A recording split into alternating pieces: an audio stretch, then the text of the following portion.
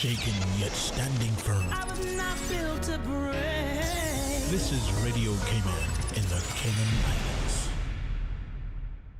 For the Record is brought to you by Vamped Motors, the only authorized Ford and Toyota dealership serving the Cayman Islands. Coca-Cola, available across the Cayman Islands from Tortuga Distributors. Accept no substitutes. Taste the feeling with Coca-Cola. Brand Source Home Gallery, inspiring luxury. Also brought to you by Ropers Enterprises, 122 Industrial Way. Products and services for better public health. Green Turtle. Take a ride on the Green Turtle Express today. Download the Green Turtle app, the future of mobile, saving lives today. The Ministry of Commerce, Planning and Infrastructure, and by West Bay Pharmacy, taking care of your health.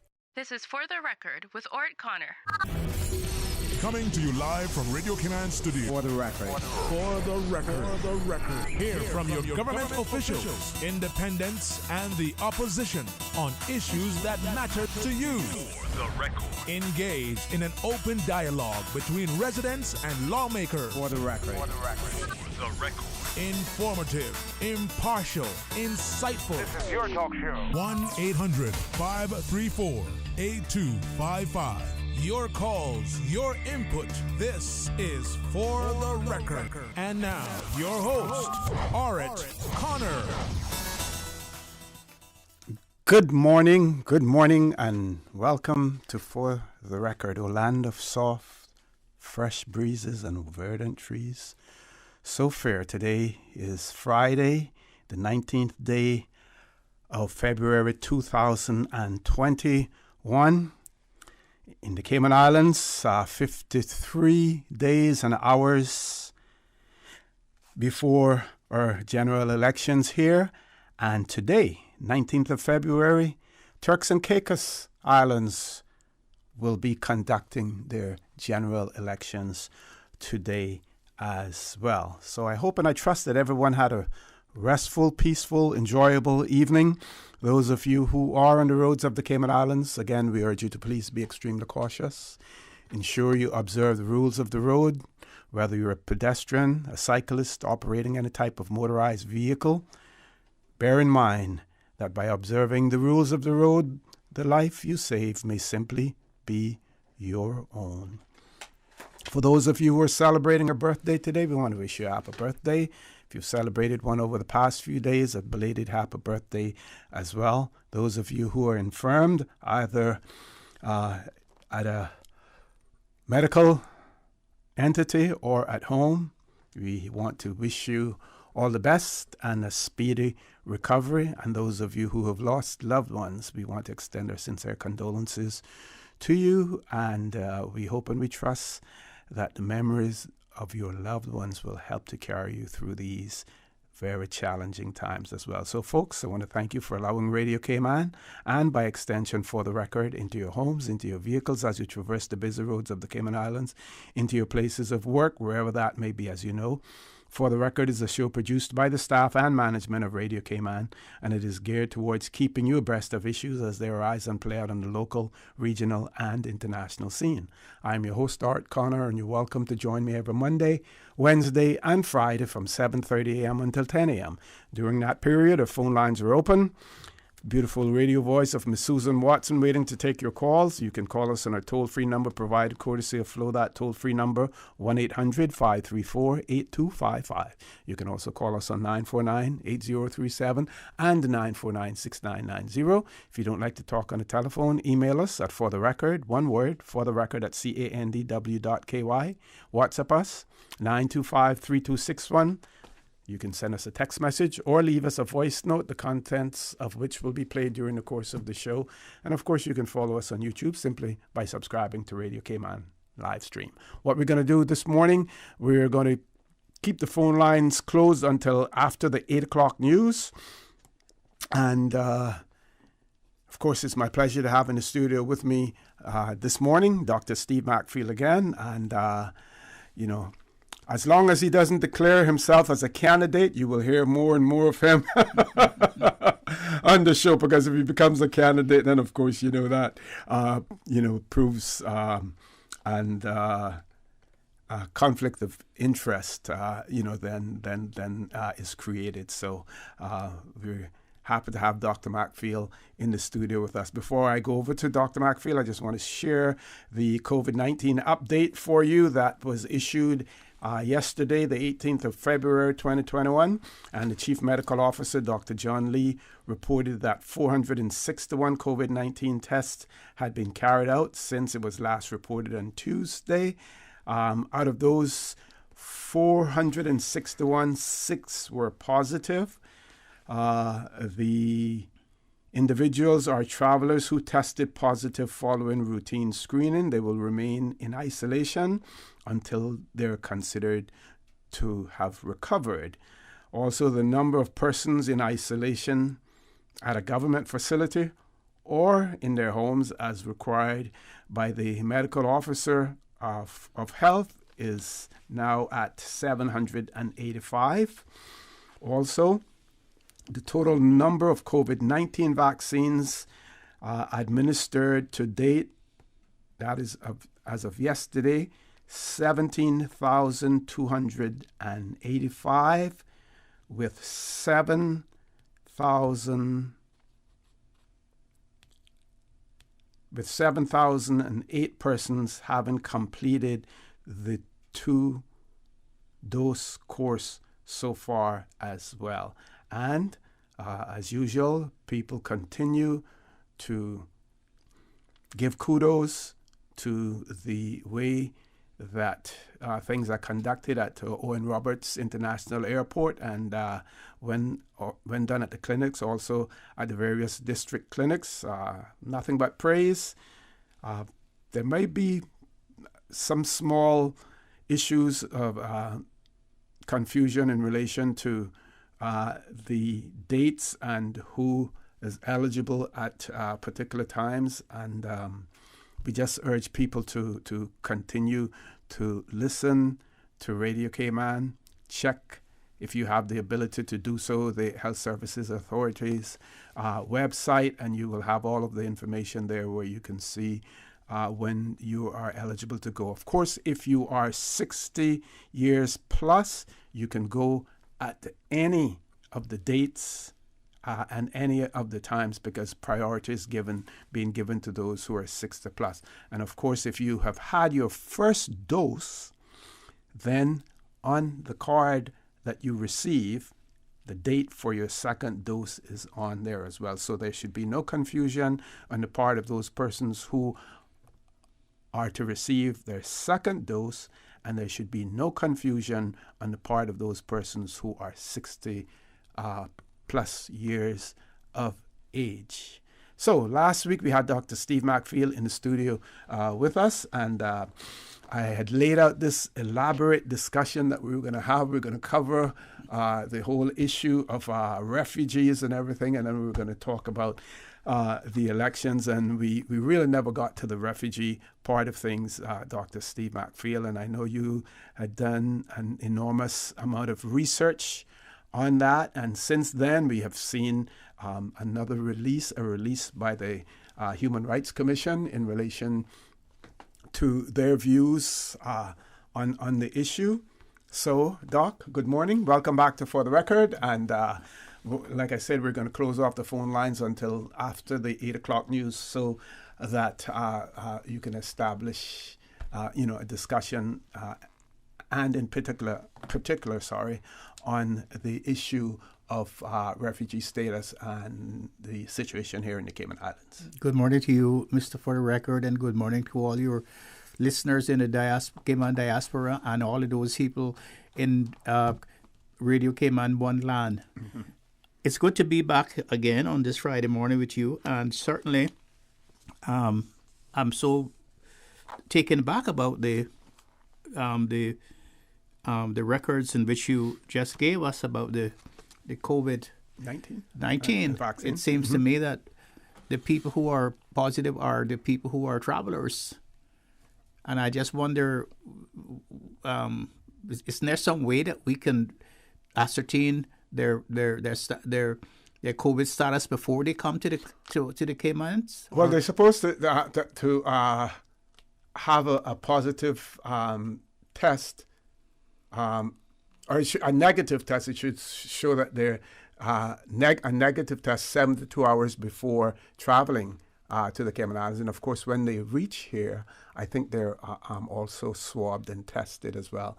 And then they're tested during the course of their the period of time that they're in quarantine as well. So it goes to show you, how the virus is, you can have it, not have it one minute, and next minute you can have it. You can have it in 72 hours then. Yes, yeah, quite possibly, yeah. Mm-hmm. It's amazing how the virus acts up and down and all around, and it's very dangerous to go then without being vaccinated. Exactly. And without having protection, because as I understand, some of the critics of it says that the vaccination does not actually protect you from transmitting the virus if you have it. Mm-hmm. And so if all the visitors keep coming and keep being positive, then what's going to happen to our facilities here if we open up?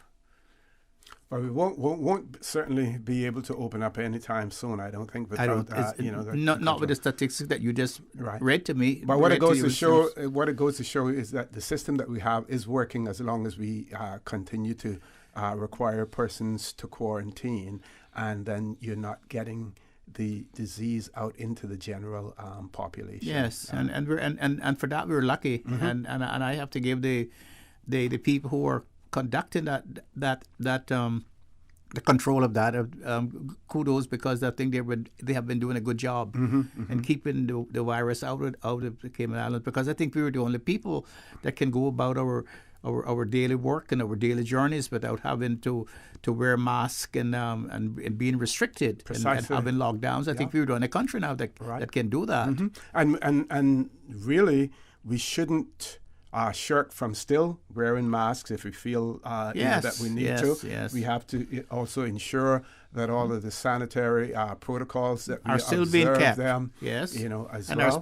are still being adhered to. Yes, that is important. Now we're seeing some countries. I think Trinidad only this week that they actually started to issue the vaccine. Yes.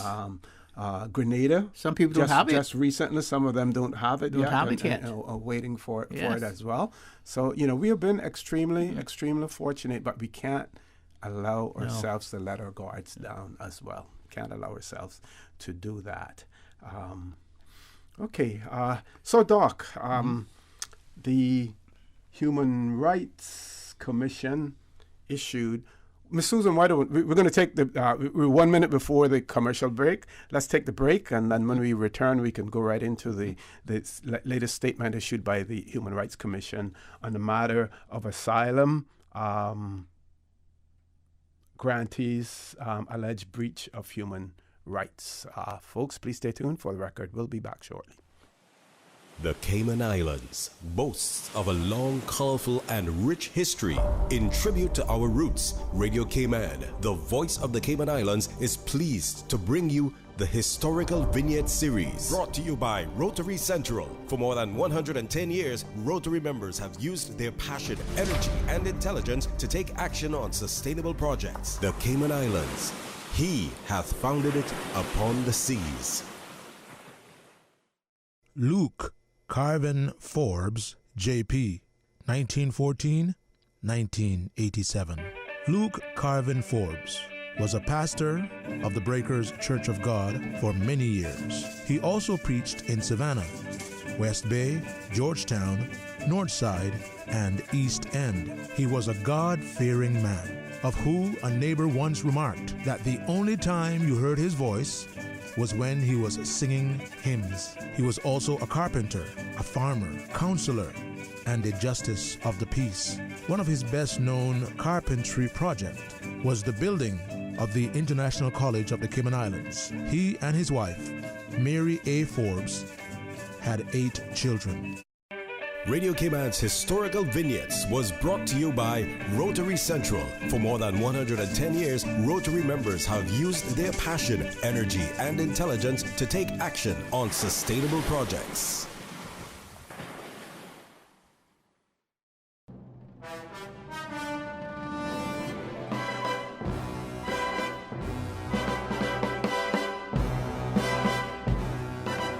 As we ride the hamster wheel, scampering along the treadmill of living, we try to reset to this new normal, this new life. Where getting away is staying right here. Where vacation is staycation, staying safe. Where focus is surviving minutes, hours, days of anxiety. Step away and say hello to the latest exhibition of the National Gallery. Say hello to Alchemy by Cayman's premier sculptor, native son Horacio Esteban. Lose yourself in moments of geology meeting history, meeting botany, meeting zoology, meeting art. Where Caymanite and coral and unearthed cedar of thousands of years strike a pose in art. Bring your family. Leave your stress at the doors. Wellness, renewal, mental peppermint. Alchemy at the National Gallery, supported by Rotary Central Community Service.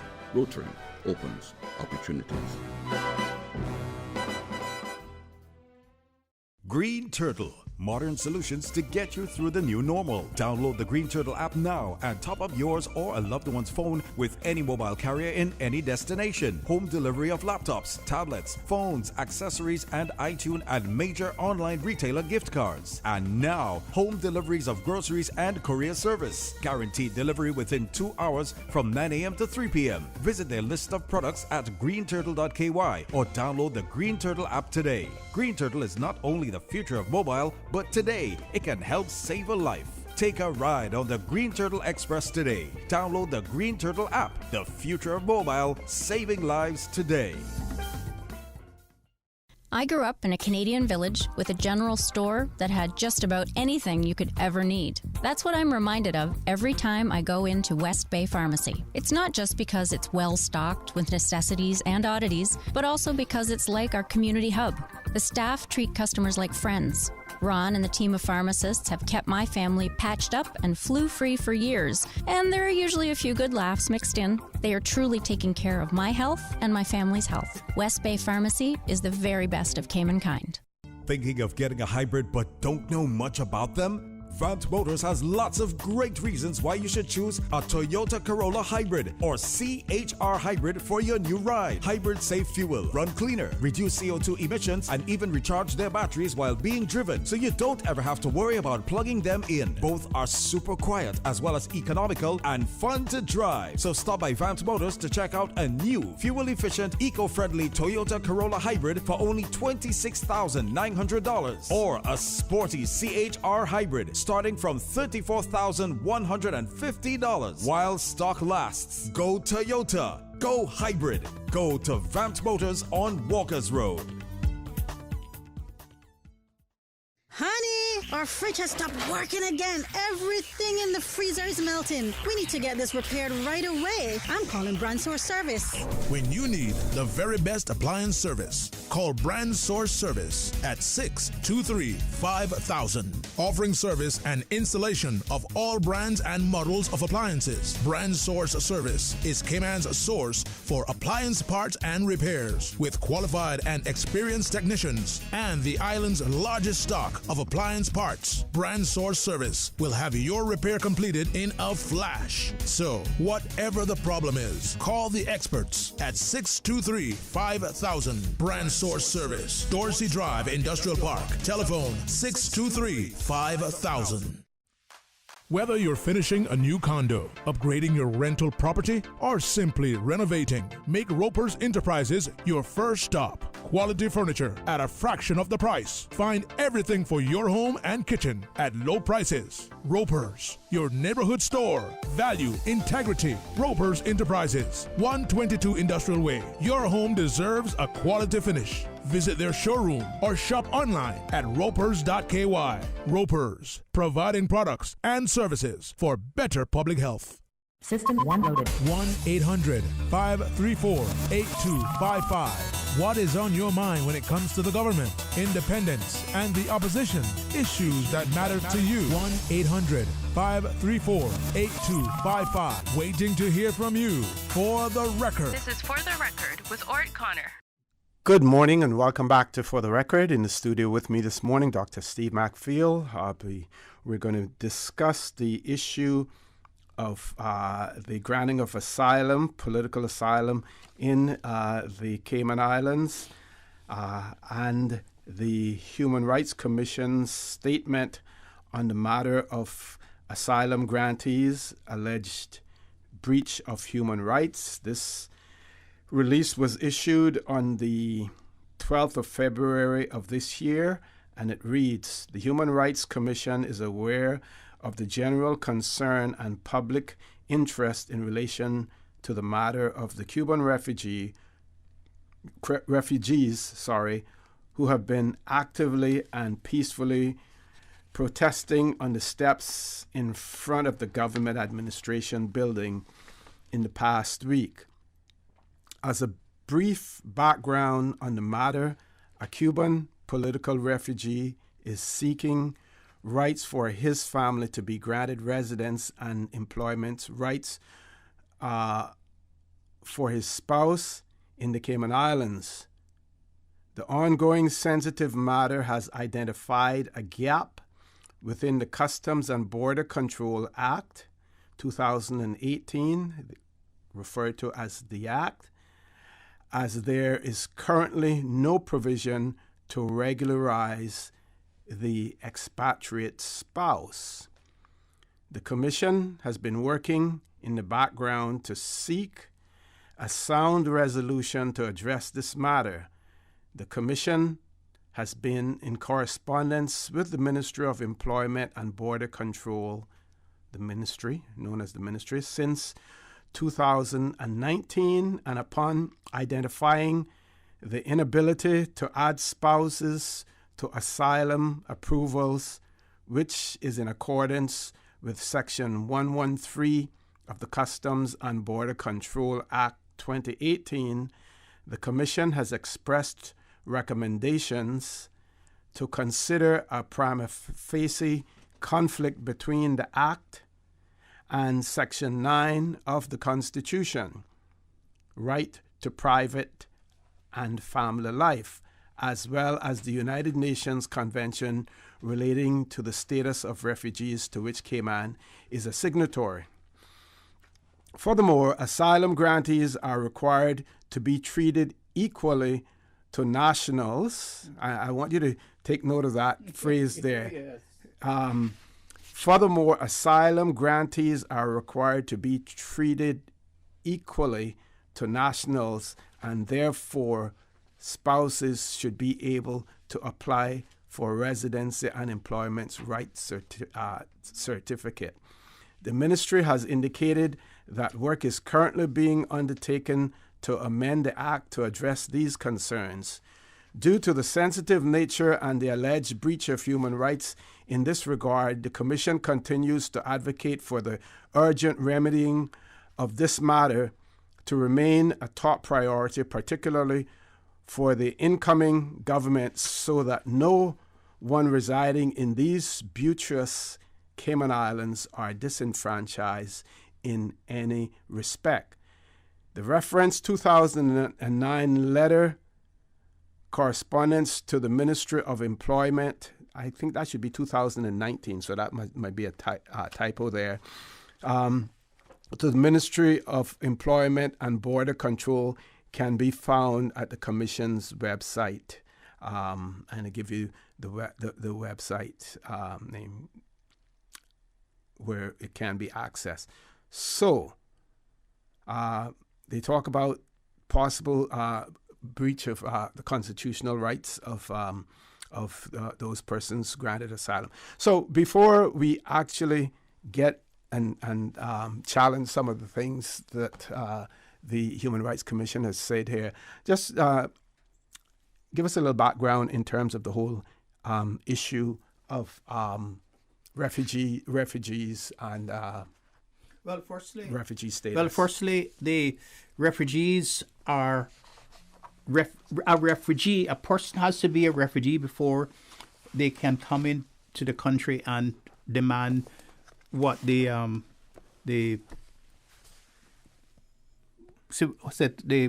commission, the Human Rights Commission is saying. Mm-hmm. Now there are two instruments that that govern refugee status. The first one is the 1951 Convention of Human Rights, the 1951 Convention, and the second one is the 1967 Protocols. Mm-hmm.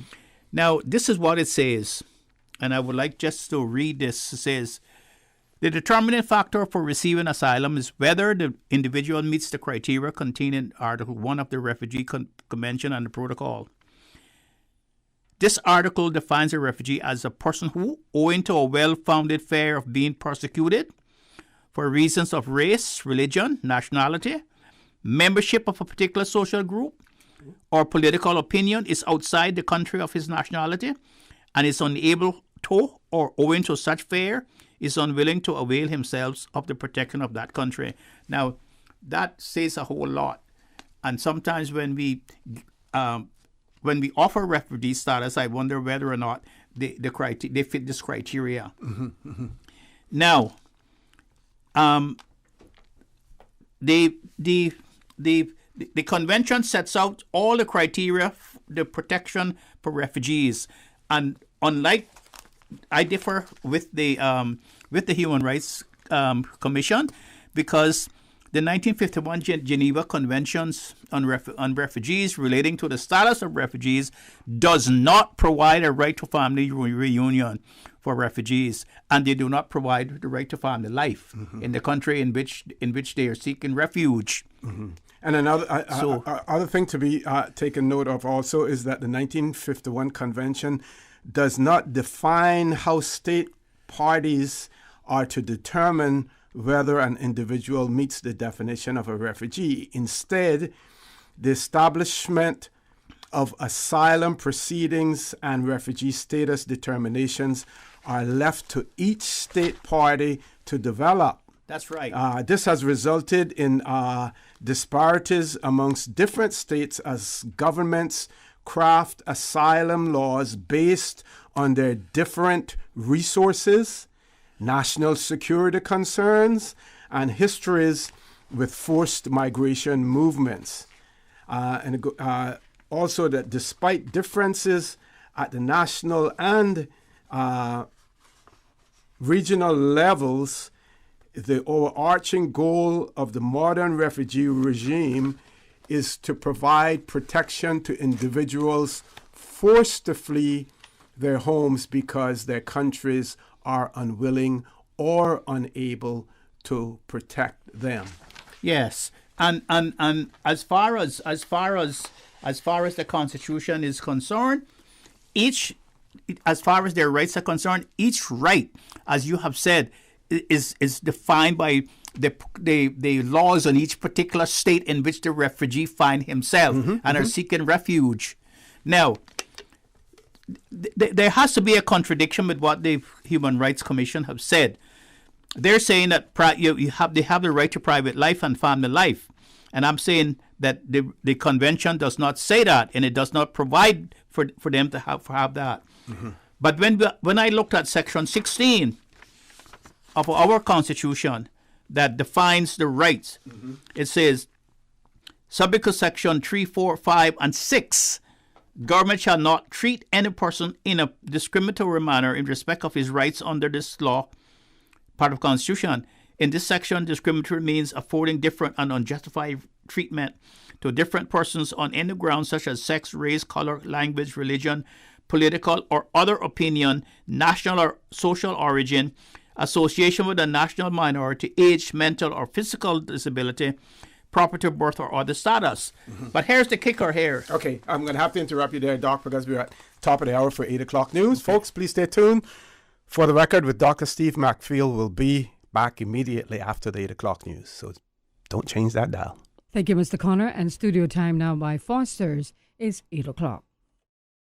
At Foster's, we've been the leader in savings since 1980. And in this week's specials catalog, you'll find Bakerly Sliced Brioche Bread, only $4.39 each. Save $2. We also have Mars Ice Cream Novelties. 6-pack, just $3.99, save $2.60. And Frito-Lay's Sun Chips, 2 for $5. Save $2.18 on 2. Price is good until the 3rd of March, 2021. Find even more great specials in store or by visiting fosters.ky. Foster's. Better prices because we care. The 8 a.m. News is proudly sponsored by the Chamber of Commerce Pension Plan. For further information, please visit chamberpension.ky. The Cayman Islands Chamber of Commerce Pension Plan. We're here for you. Please be advised that the pension contribution holiday has been extended until 30th of June 2021. Employers and plan members should ensure arrangements are in place for salary deductions and remittance following this date. The Cayman Islands Chamber of Commerce Pension Plan, keeping you informed. For further information, visit chamberpensions.ky. And for information as it happens, follow us on Facebook, LinkedIn, or Instagram. Email admin@pensions.ky or call 745-7630. We're here for you.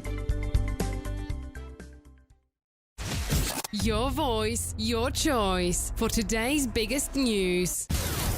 Radio Cayman, the voice of the Cayman Islands.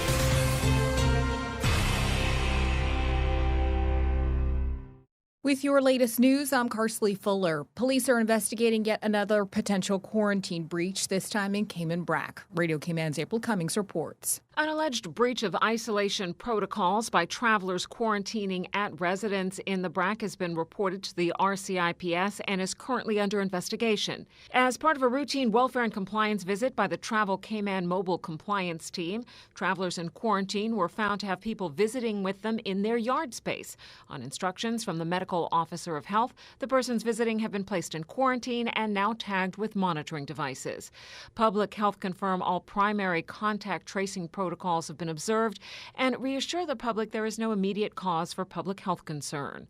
Police have noted this is an ongoing investigation and a completed file will be sent to the Office of the Director of Public Prosecution for a decision. In other police news, a man is arrested after allegedly crashing his car on the Government Administration Building property and then taking off.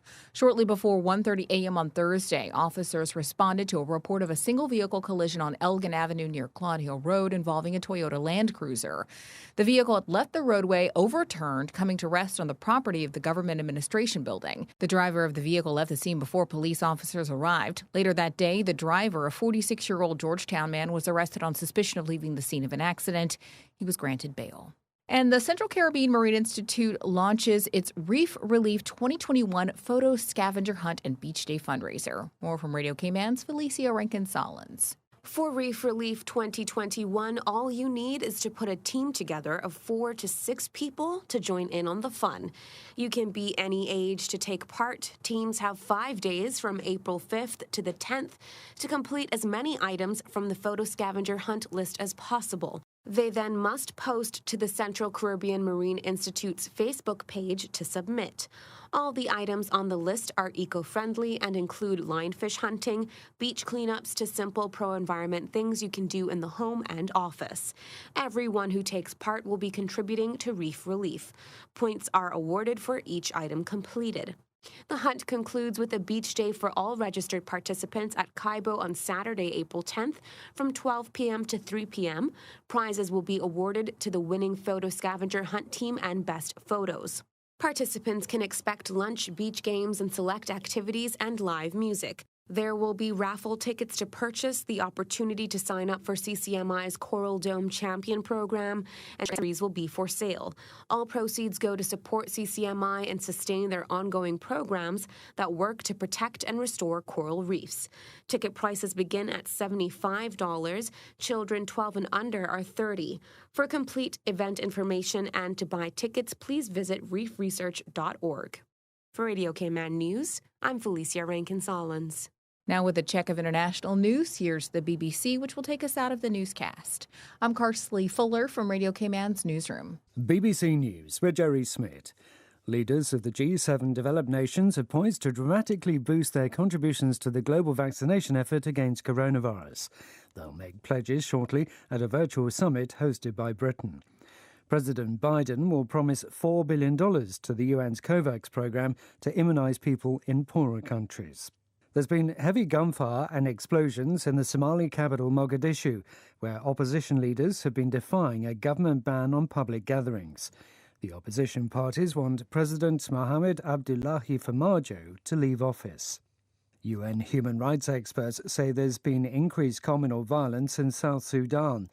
Their report says that villages are being burnt, women and girls abducted and raped, and boys forcibly recruited as child soldiers. The UK's Supreme Court has ruled that the ride-hailing taxi app Uber must classify its drivers as workers rather than independent contractors. The ruling could leave it facing a hefty compensation bill, as well as having wider consequences for the gig economy. The Malaysian independent news site Malaysia Kini says it's raised enough money to cover a hefty fine imposed on it by a federal court in a verdict seen as a test for press freedom. Readers contributed more than $120,000. BBC News. The 8 a.m. News is proudly sponsored by the Chamber of Commerce Pension Plan. For further information, please visit chamberpension.ky. The Cayman Islands Chamber of Commerce Pension Plan. We're here for you. We are a not-for-profit, member-centric plan with a democratically elected volunteer board of trustees representing all sectors of the Cayman Islands economy. We have an all-in expense ratio of less than 1%, over 20,000 members, and $490 million in assets under management. We were the first multi-employer pension plan approved by the regulator in the late 1990s, and today we are still strong, secure, and are here for our employees and employers alike. If you would like to join or require further information, visit chamberpension.ky.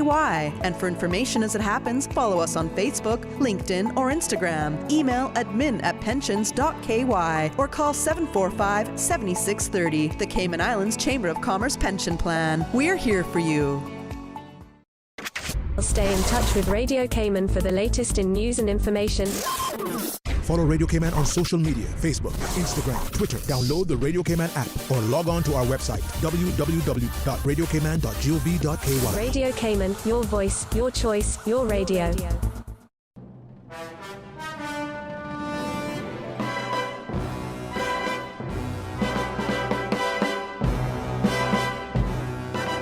As we ride the hamster wheel, scampering along the treadmill of living, we try to reset to this new normal, this new life. Where getting away is staying right here. Where vacation is staycation, staying safe. Where focus is surviving minutes, hours, days of anxiety. Step away and say hello to the latest exhibition of the National Gallery. Say hello to Alchemy by Cayman's premier sculptor, native son Horacio Esteban. Lose yourself in moments of geology meeting history, meeting botany, meeting zoology, meeting art. Where Caymanite and coral and unearthed cedar of thousands of years strike a pose in art. Bring your family. Leave your stress at the doors. Wellness, renewal, mental peppermint. Alchemy at the National Gallery, supported by Rotary Central Community Service. Rotary opens opportunities. Commencement at the University College of the Cayman Islands is being moved to spring, in line with more traditional practices in other countries. The spring date will allow graduating students to be part of the university's celebration of their accomplishment. UCCI's 2021 commencement ceremony will be on Saturday, the 24th of April, 2021, 7:30 p.m. at Sir Vassal Johnson Hall. Application deadline for graduating students to apply for graduation will be Friday, the 12th of March, 2021.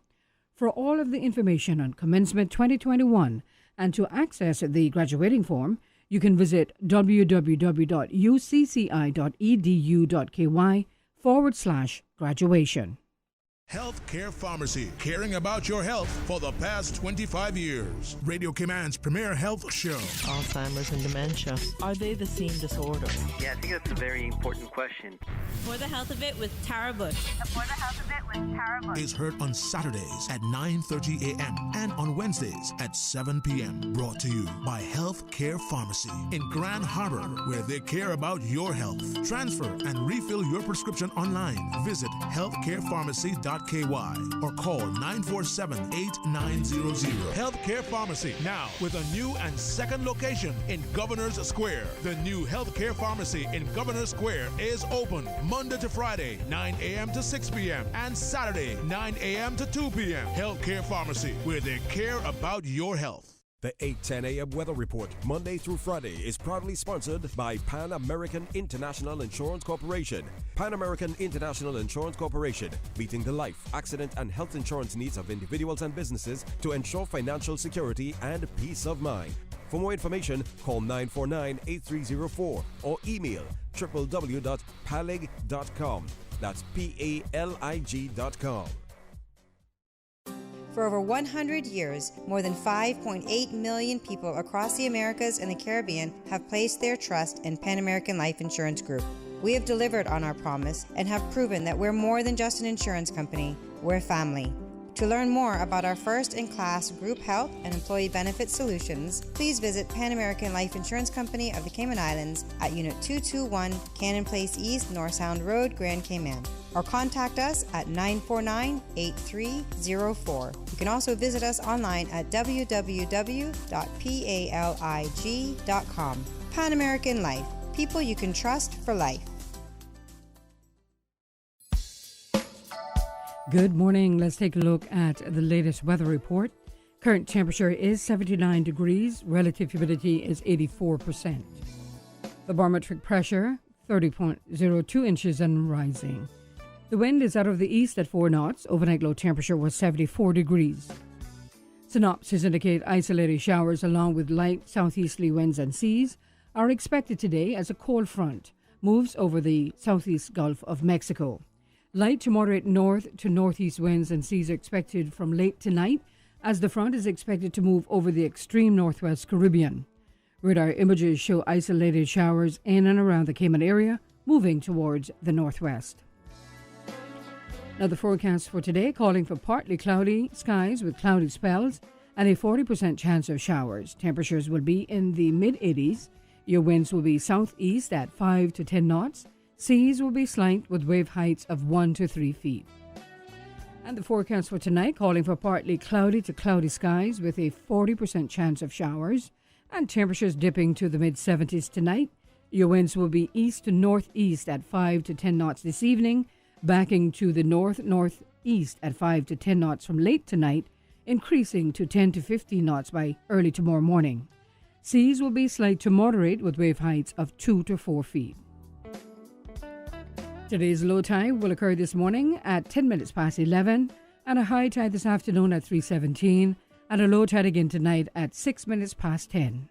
The sun will set this evening at 6:26 and will rise tomorrow morning at 6:51. And the outlook is calling for moderate to fresh north to northeast winds and seas from tomorrow evening as the cold front becomes stationary northwest of the Cayman area. Some swells are likely from tomorrow evening. That's the very latest on your weather report.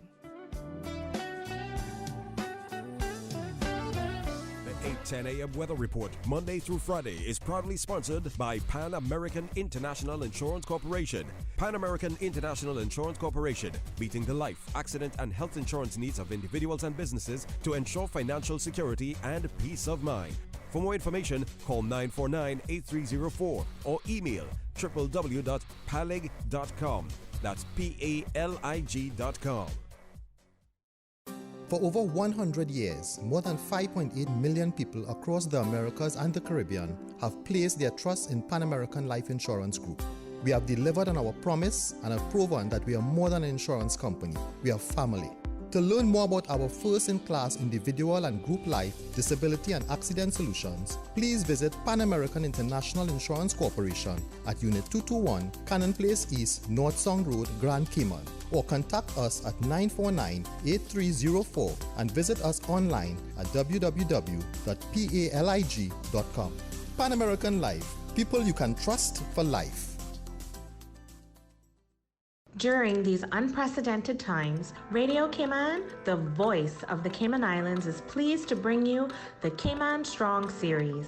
The Cayman Strong series is brought to you by OnCourse Cayman.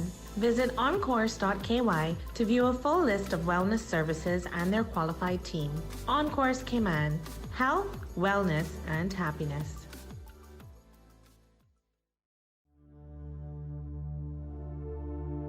Change your thinking. Change your life. Practicing forgiveness is a healthy habit. As pastor and best-selling author Gary Chapman wrote in his book, The 5 Love Languages, How to Express Heartfelt Commitment to Your Mate, forgiveness is not a feeling, it is a commitment. It is a choice to show mercy, not to hold the offense up against the offender. Forgiveness is an expression of love. Change your thinking. Change your life. Radio Cayman's Cayman Strong series was brought to you by OnCourse Cayman. Visit oncourse.ky to view a full list of wellness services and their qualified team. OnCourse Cayman, health, wellness, and happiness. These days, feelings of loneliness, anxiety, stress, and depression can be overwhelming. Just know you are not alone. OnCourse Cayman offers private mental health services for children, teens, adults, and groups.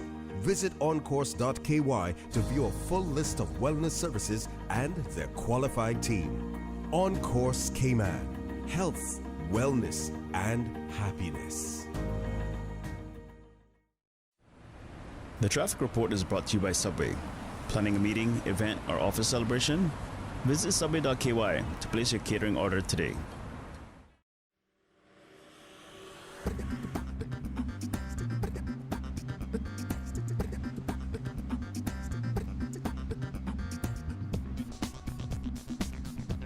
Good morning once again. Let's take a look at what's happening on our roads.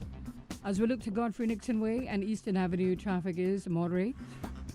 And in and out of Georgetown on Shedden Road, not looking too bad as traffic is flowing nicely. On the West Bay Road in front of the Ritz, traffic is moderate in both directions. And traffic flowing at a good pace. On Crew Road, some sections a little steady, but nothing to worry about too much. Coming from the east on Shamrock Road, steady but flowing traffic, as well as on the Linford Pearson Highway. And that's the very latest on your traffic. If you've seen accidents or incidents on Cayman's roads, give us a call here at Radio Cayman, 949-6990. Have a good morning and drive safe, Cayman Islands. Remember, click it or ticket.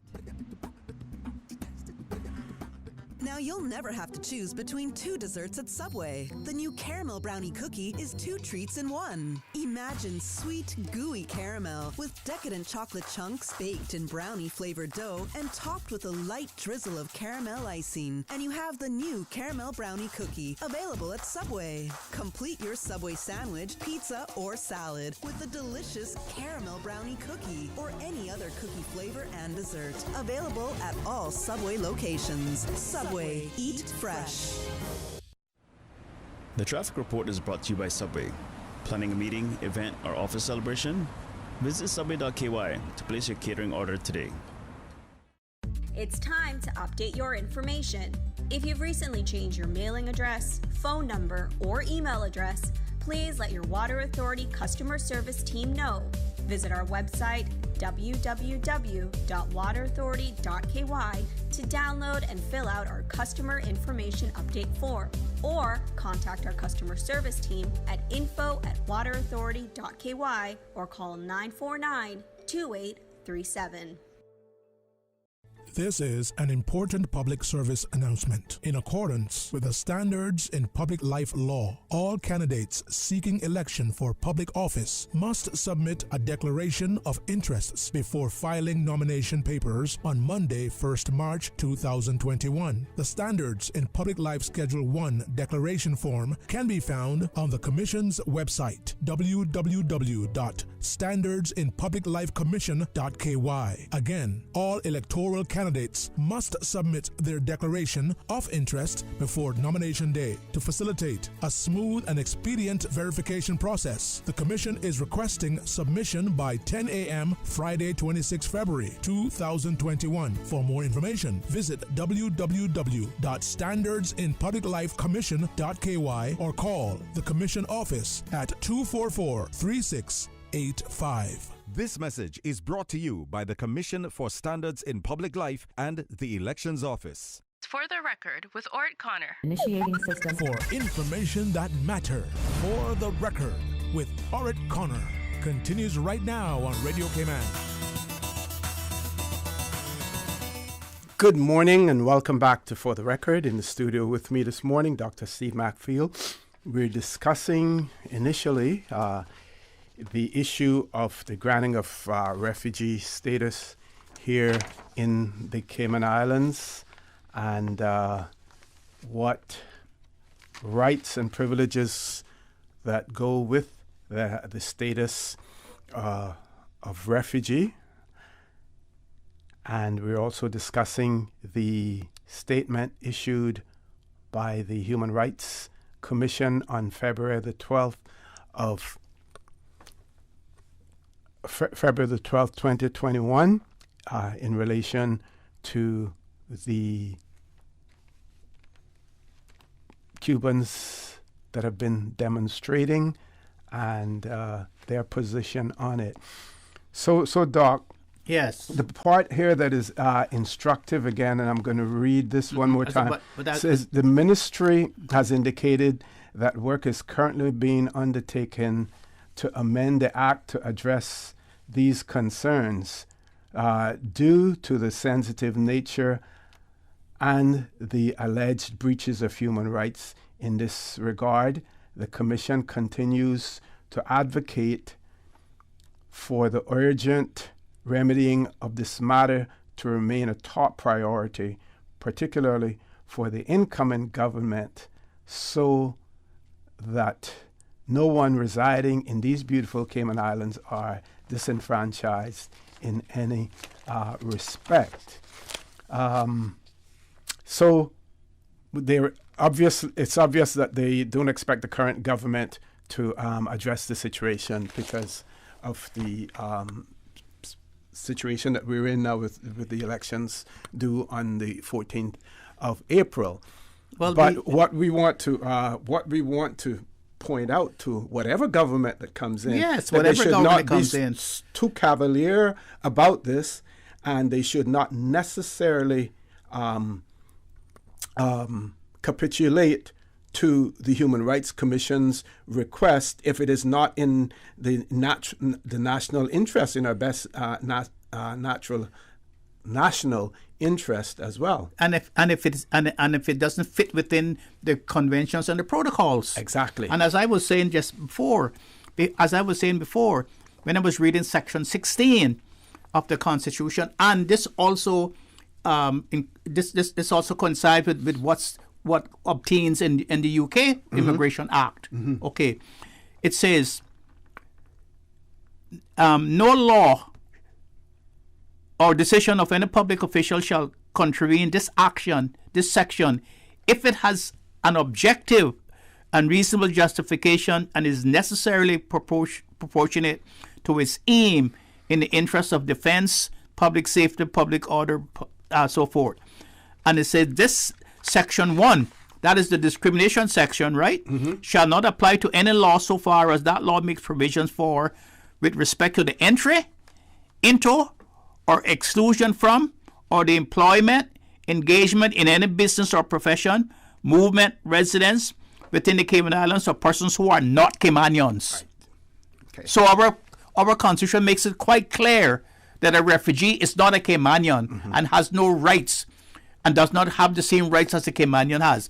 And then in your research, you says here, as a Caymanian, and then the problem that we have is that it's up to each contracting state to say what rights that the refugee has in the host country. And it says here, and our chapter 5, and it says the beginning with the Universal Declaration of Human Rights, which states that the family is this natural and fundamental group unit of society and is entitled to protection by society and the state. Most international instruments dealing with human rights contain similar provisions for the protection of the unit of the family. The final act of the conference that adopted the 1951 Convention recommends governments to take the necessary measures for the protection of the refugees' family, especially with view to ensuring that the unity of the refugees' family is maintained, particularly in cases where the head of the family has fulfilled the necessary conditions for admission to a particular country. And the United Kingdom Immigration Act and other countries have taken the view that that means that the family who is accompanying him has the right to be protected along with him on his application, as long as the wife is in the host country, and the children under 18 years old is also in the host country. You do not have any right to bring people who are not in a host country with you after you get a refugee status. It's the discretion of the host state. It's not a right under the convention. Okay, I want to share this other part as well, in terms of other rights. The 1951 Convention also protects other rights of refugees, such as right to education, access to justice, employment, and other fundamental freedoms and privileges similarly enshrined in the international and regional human rights treaties.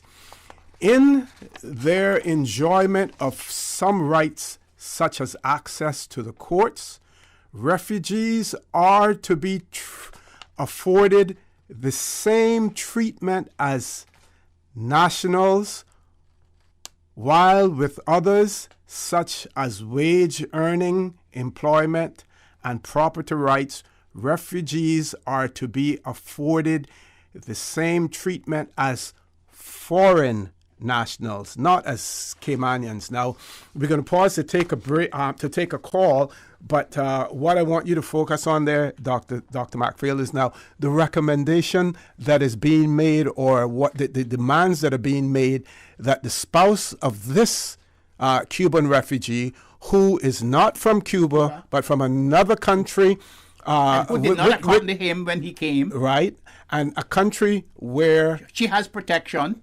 Exactly. And is not a refugee. And they recommended that she be afforded the same rights as the spouse of a Caymanian. But she's not. That is wrong. But he's not a Caymanian. Exactly. How can he be a Cayman? He's a refugee. Exactly. And all we're doing here is giving him refuge. And we have established what rights he has, in terms of that. Let's grab the caller. Caller, good morning. Welcome to For the Record. Good morning, OC. Morning, Dr. Steve. Good morning. Good morning. Yeah, so, stick to the topic. I don't want to come off of that. To see people, when they come here, of course, we do discriminate or want to discriminate against anybody, and I think everybody is entitled to a good life like we all would like to have, but we see, even in the current situation, where the individuals not only are protesting on our steps, but where they are actually waving the flag of the country in which they are, I don't want to use the word too harsh, running from, Yes. And then when we do give them the rights, they simply travel back to that country to bill it without going there to protest that country to make changes. And we've seen this over and over for decades, I would say, because now we have a large population of not just that particular nationality, but many other nationalities. We have Caymanian rights now, able to vote, and are changing our not only political platforms, but are changing our lifestyle and culture itself. And which is a good thing that we have people coming here, as they always say, to mix, because you run out of people to marry and so forth. But, sticking to the fact that, the big problem we find here, as you all were mentioning, I have to agree with that, how can you go ahead and, marry someone who's not from that country, for example, and then expect them to get those same rights as you're expecting? It becomes very sort of confusing in a way, but, straightforward. Like you're saying, she's coming from a place where, she has the right that is not afforded to him from the country he's fleeing from. But of course, he's protesting that he wants it all, not only to get, the right to be a Caymanian or whatever he's seeking to do, but, we as Caymanians are finding ourselves disenfranchised because we are constantly taking in people, we're helping them, and of course, when they get here, they're not adapting or adjusting to our lifestyle. They get in a situation where we find that they don't even want to speak the English language, because they come through that particular route. And I mean, we saw the other day when they were trying to communicate with some of the media, and they had to get a translator, not only for I could understand him, but for the wife who apparently had came here through another system who should be able to speak the English language properly. We found a situation where she even had to get some assistance for translating. And it just goes to show that they're not willing to come here to change blend into our society. They're coming here to make changes to our society. But I guess everybody is, should be given the rights. But Caymanians too right now, like I said, are being very disenfranchised. We have a lot of laws out here that are discriminating against us that people have been fighting for years. I mean, right now you go to the schools, marijuana smoking seems to be the common thing. It's pretty much outdone cigarettes. We're still sending people to jail. They're not changing anything to benefit Caymanians. But as people come in here and challenge them, they quickly bring up these issues and assist them. But like I said, I don't want to throw you off. You had about 20 minutes worth of commercials that I think took up most of your time, which was very long. So I won't elaborate on it. But I just want to agree with you both that you are right that the situation is where he should be given a right, but you can't expect to marry somebody else from somewhere else and then pass that same thing on to them. Well, sir, just let me jump in here for a minute. The very fact that once he becomes a refugee and got refugee status, and then is able to get a refugee document, and he can travel back to the country that he was fleeing from FARE. For whatever reason, he goes back there without reprisal from that country. Signifies that he was not a refugee, that he was an immigration, that he was a economic migrant looking for a better way of life. And that brings into the question of whether or not that status should be revoked. Yeah, because what he has done then, he's availed himself to the protection of his country. Again. The same country that he's claiming that he's unable to get protection from, and the fact that he is fleeing from their caller. I want to thank you very much, for your input there. Certainly found it very useful as well. And the other part, very quickly before we go to the commercial break, he spoke about the wife and her inability to speak English. And I don't want it to sound like I'm really knocking people, but I believe if she's here on a work permit, she's expected to have a working knowledge of the English language. A working knowledge means you're able to at least communicate with with others who without an interpreter. Yes, yeah. Folks, please stay tuned. For the record, we'll be back shortly. I grew up in a Canadian village with a general store that had just about anything you could ever need. That's what I'm reminded of every time I go into West Bay Pharmacy. It's not just because it's well stocked with necessities and oddities, but also because it's like our community hub. The staff treat customers like friends. Ron and the team of pharmacists have kept my family patched up and flu-free for years, and there are usually a few good laughs mixed in. They are truly taking care of my health and my family's health. West Bay Pharmacy is the very best of Cayman kind. What's that? No sugar, same amazing taste? Coca-Cola Zero Sugar is here to stay. No one can stop me when I taste the classic taste, pure satisfaction. Be sure to stop into any Tortuga location and get your own case of Coke Zero. Or grab an ice-cold one straight from the cooler. Brought to you by Tortuga Distributors Limited. Coca-Cola, taste the feeling, Cayman. Green Turtle. Modern solutions to get you through the new normal. Download the Green Turtle app now and top up yours or a loved one's phone with any mobile carrier in any destination. Home delivery of laptops, tablets, phones, accessories, and iTunes and major online retailer gift cards. And now, home deliveries of groceries and courier service. Guaranteed delivery within 2 hours from 9 a.m. to 3 p.m. Visit their list of products at greenturtle.ky or download the Green Turtle app today. Green Turtle is not only the future of mobile, but today it can help save a life. Take a ride on the Green Turtle Express today. Download the Green Turtle app, the future of mobile, saving lives today. Why work with a Suriba agent? We can tell you that those letters represent a proven understanding of the real estate market in the Cayman Islands. But it also means so much more than that. Our trained Suriba agents are committed to ethics, integrity, and excellence of practice. It's all about confidence, knowing you are working with a qualified Suriba agent. As members of Suriba, your trust is our promise. To find a Sariba agent today or to search thousands of listens, visit Sariba.com. Sariba, the mark of excellence in real estate. System 1 loaded. 1-800-534-8255. What is on your mind when it comes to the government, independence, and the opposition?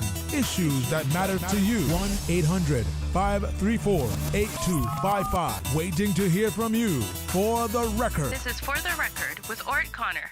Good morning and welcome back to For the Record. My pleasure to have in the studio with me Dr. Steve Macfield. We're going to spend a little bit more time on the whole issue of refugee, the granting of refugee status in the Cayman Islands. The fact that we are a small country, we are very adjacent to countries where people are fleeing for mainly economic reasons, whereas in the 60s, they may have been for political reasons. It is less so now in terms of political reasons than there are for economic reasons as well. So it is extremely important how we craft our legislation, how we develop our policies in relation to refugees. Otherwise, we run the risk of opening the floodgates. We saw what the Cayman Islands experienced in the mid-1990s, 1993, 94, 95, when we had so many Cuban refugees. We know at that point in time, I know this for a fact, that we were told by the United Kingdom that we had to be seen to be doing our part as far as accepting refugees. So despite the fact that many didn't really properly qualify as political refugees, I think at that time we granted something like either 24 or may have been 48 that were granted. We even had immigration personnel come from the UK to head up the refugee unit that we had as well. And we were saying, we cannot afford that luxury today. And while we have to be mindful of the various conventions, it is within our right, and the UK has given us the right to craft our own immigration legislation, and we need to do it in such a way that we protect the citizens of these islands, we protect the tranquility and the life that we have here. We are already receiving pressures in relation to those persons who come to work here and want to live here. We can't afford to open up the floodgates as it relates for refugees.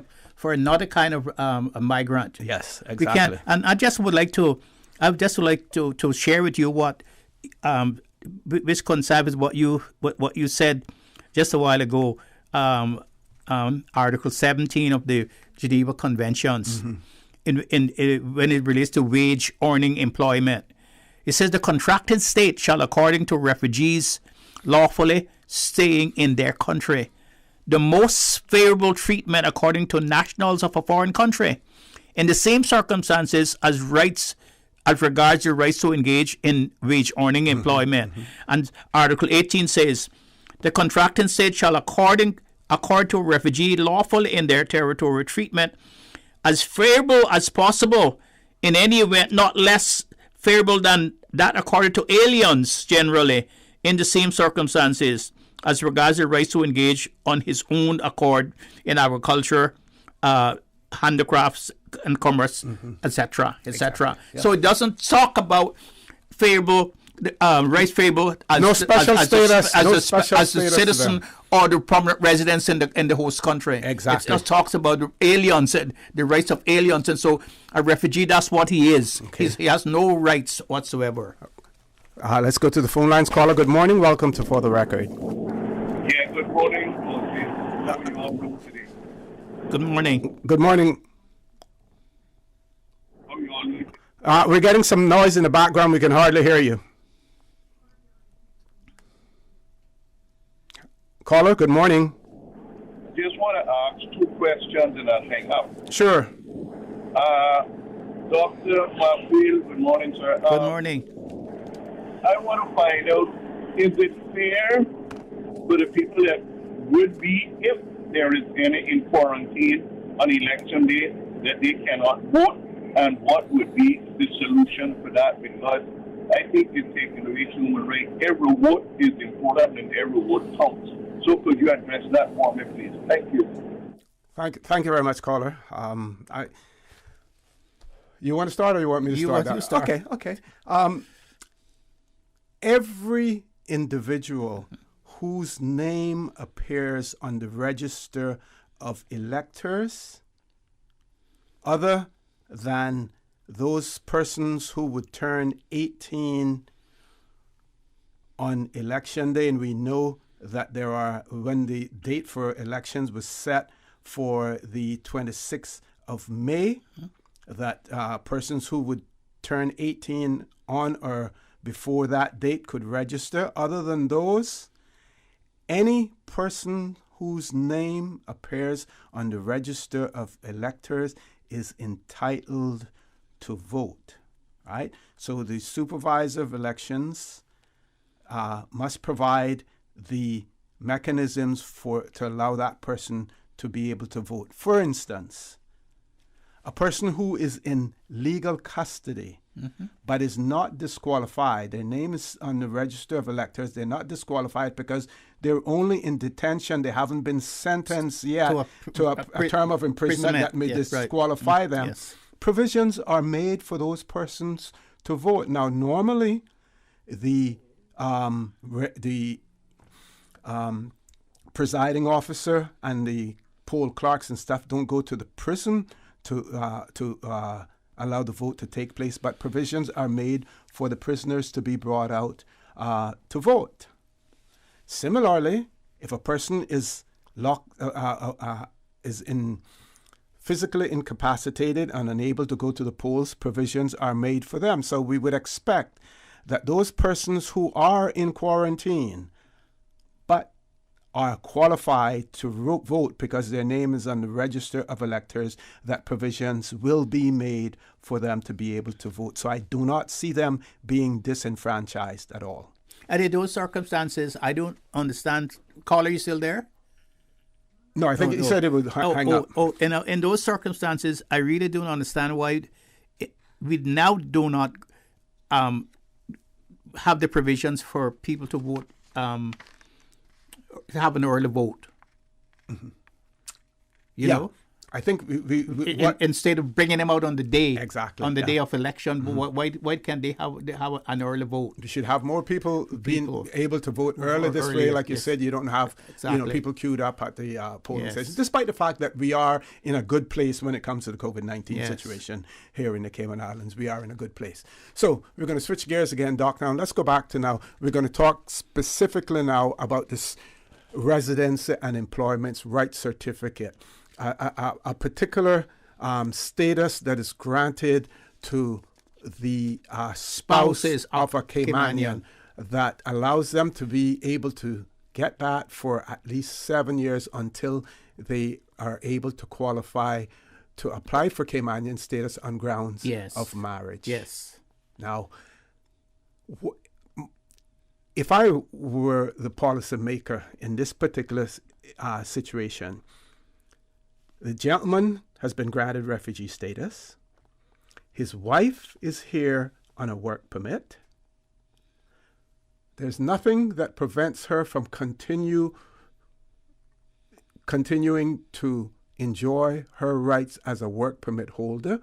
And you may want to be a little bit more generous in terms of her ability to get a renewal of her work permit, bearing in mind that she has a spouse who has been granted refuge in the Cayman Islands to be able to live here. Because he, like every other foreign national, has to be here for a particular period of time in order for him to qualify for residency and whatever comes after that as well. He has to go through that whole process as well.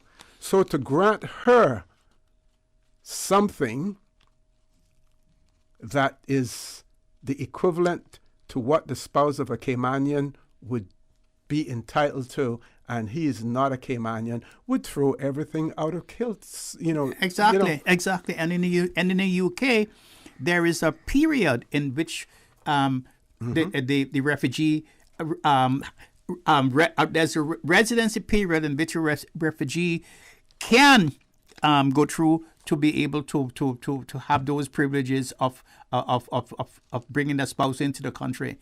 And I just want to share with you what Article 17 says too. It says, in any case, restrictive measures imposed on aliens under employment or aliens for the protection of the national labor market shall not be applied to a refugee who was already exempt from them at the date of the entry into force of this convention for the contracting states concerned, or who fulfills one of the following conditions.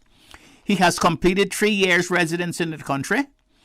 He has a spouse possessing the nationality of the country of residence. A refugee may not invoke the benefits of this provision if he has abandoned the spouse, and he has one or more children possessing the nationality of the country of residence, and the contracting state shall give sympathetic consideration to assimilating the rights of all refugees with regard to wage earning employment to those nationals, and in particular of those refugees who have entered their territory pursuant to programs of labor recruitment or other immigration schemes. So there are provisions for them, and since we are an overseas territory, we could adopt the immigration rules that the UK has in regards to the refugees, or we could craft similar rules that would protect our labor force, our rights that we have. But it should be very clear that you cannot give a refugee the same rights as a Caymanian spouse, whether it is male or female, to sponsor their spouse to get a grant of residence with a right to work certificate. Yeah. And what I would say is that would be flying in the face of the Constitution, and also flying in the face of the conventions. Yeah. And what I would say also is that actually our immigration laws, when in regards to the ability to reside here, are much more stringent than the UK, because it talks there about about the three year period. Yes. You actually would have to wait 7 years here, even if you were married to. If the refugee was married to a Caymanian, they would have to wait 7 years. Now there may be a strong argument, and because they have a refugee status, they wouldn't even need it. But it would be a stronger argument if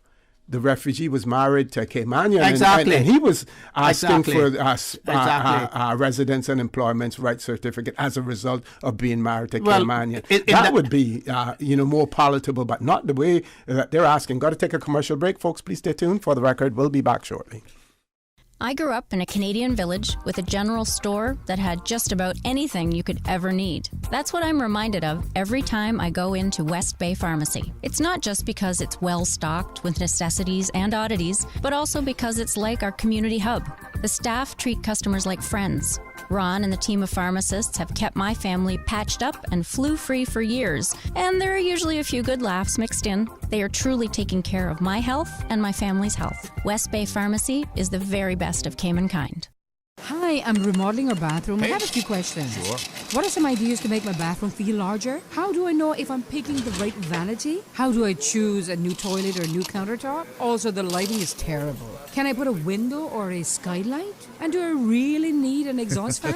You've come to the right place. At Brand Source, we custom design kitchen and baths, and our talented design team can help answer your questions. Whether you're looking for a modern, functional family bathroom or a luxurious personal retreat, we'll help create that beautiful space that makes your home yours. And if you're in a rush for a new look and have a limited budget, our ready-to-install bathroom vanities, built with solid wood and countertops of the finest materials, are a quick and easy remodeling solution. For the very best in custom-designed kitchens and baths, visit Brand Source Home Gallery on Dorsey Drive, Industrial Park, Cayman's Kitchen and Bath Center.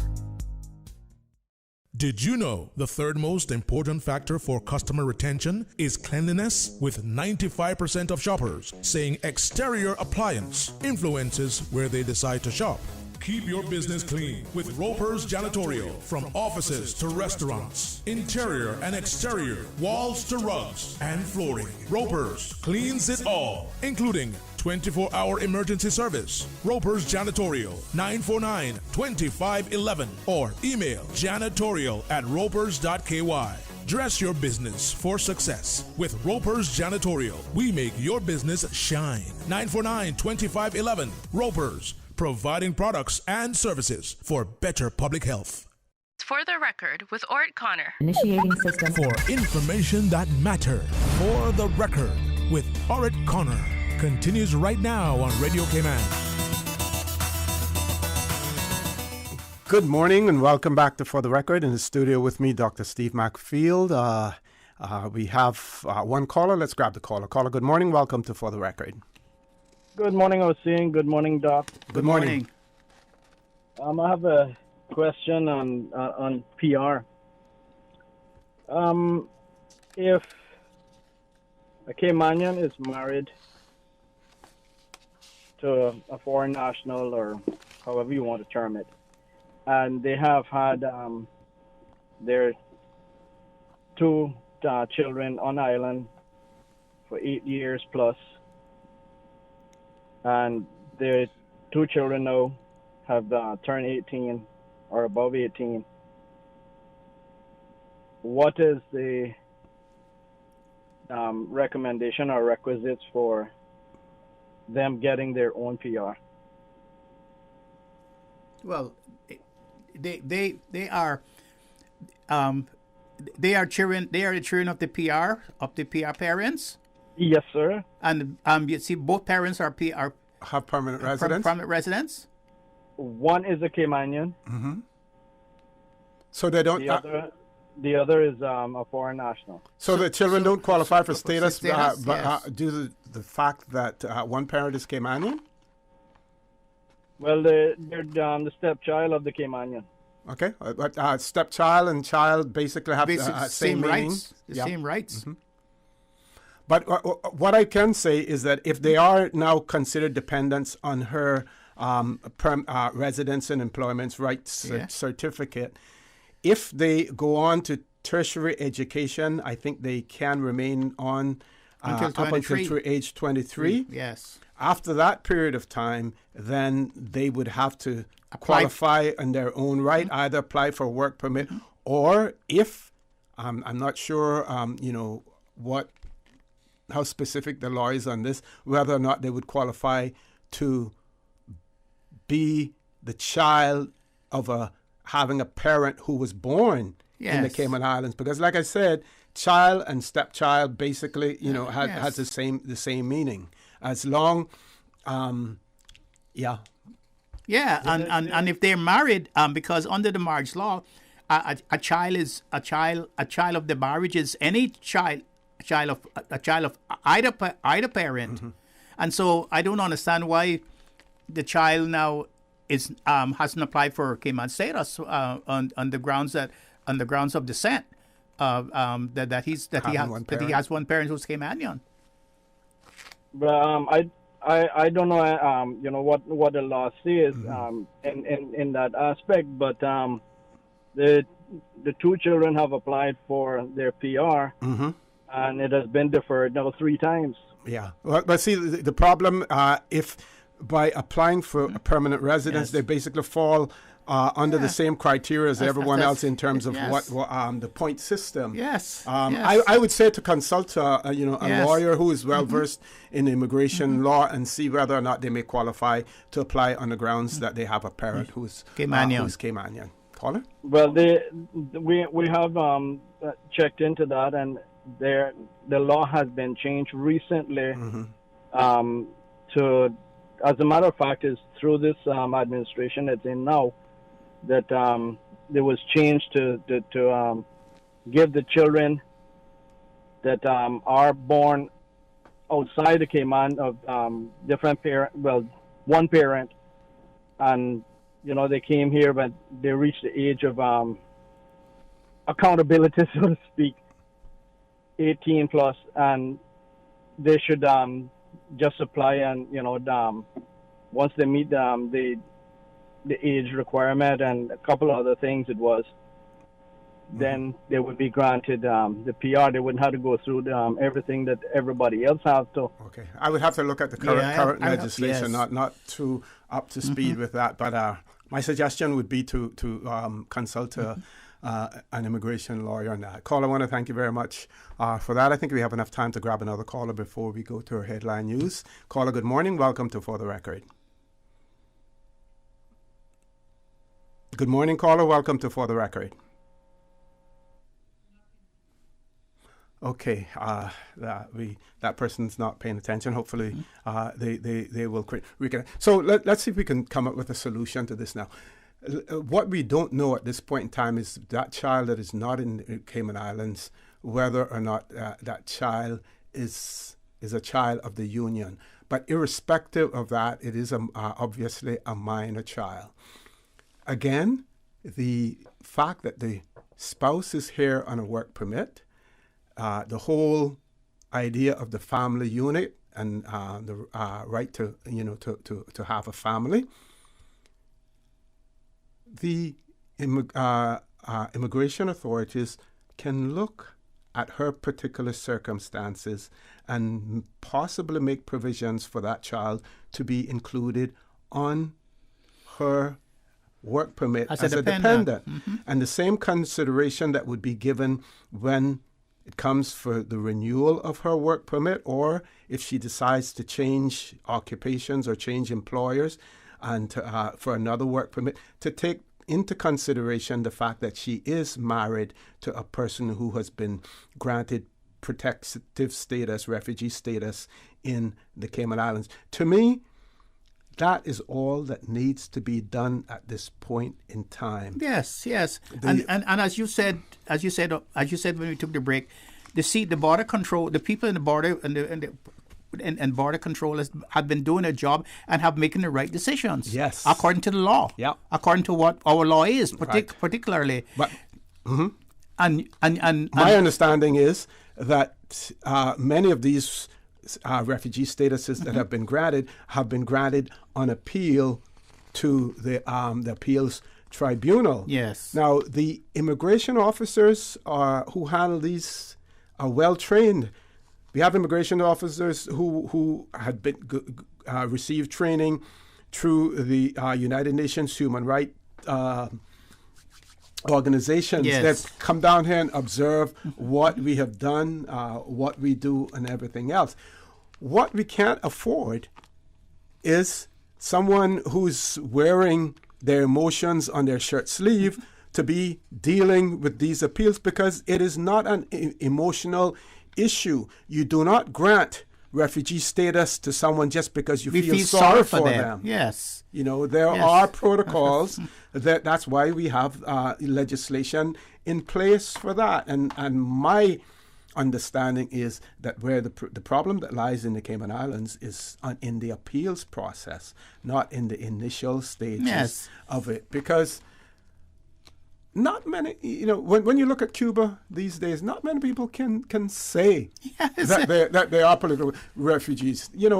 Before it was Fidel. Fidel is gone. Mm-hmm. Then it was his brother. His brother is basically ineffective at this point. That's right. And time. Then what is it? But at the same time, we still look at every particular case. If a person makes a claim, we look at it, and it is my understanding that it is handled properly. It is looked into quite carefully, because we cannot afford to be generous with the granting of refugee status just because we feel sorry for a particular individual, if there is not that well-founded fear of persecution in their country. And and we cannot afford to have economic migrants who are looking for a better way of life, who are looking for have a better home, better employment, better food, better housing, to come to say he's a refugee and to get those benefits from us when he's really not. Mm-hmm. And because if that is so, then that will lead the floodgates for thousands of others like him who wants to have a better way of life, who wants to have better school for their children, who wants to wear better clothes and to eat better food. Yeah. We cannot allow that to happen. Otherwise, we would have Venezuela, we would have Nicaragua, we would have Cuba, because according to the ideology, they're all in the same basket. Yeah. I don't know if I mentioned this last week, but when I was in immigration, we had many repatriation flights to Cuba, returning persons who didn't qualify as refugees. And we had an agreement, as a matter of fact. I was part of the delegation that originally went to Cuba to work out this memorandum of understanding for the return of Cubans over there. And one of the things that they insisted on was that when we are returning them, just return them with the basics. Don't want any whole pile of luggage and a whole lot of things that they may have acquired here, because that was incentive for others to leave, simply to be able, when they're being returned, to bring back those worldly goods that they're out there seeking for. Top of the hour, headline news at 9 o'clock. We do have 2 callers on hold. We will take those callers as soon as we return, so please stay tuned. For the record, we'll be back shortly.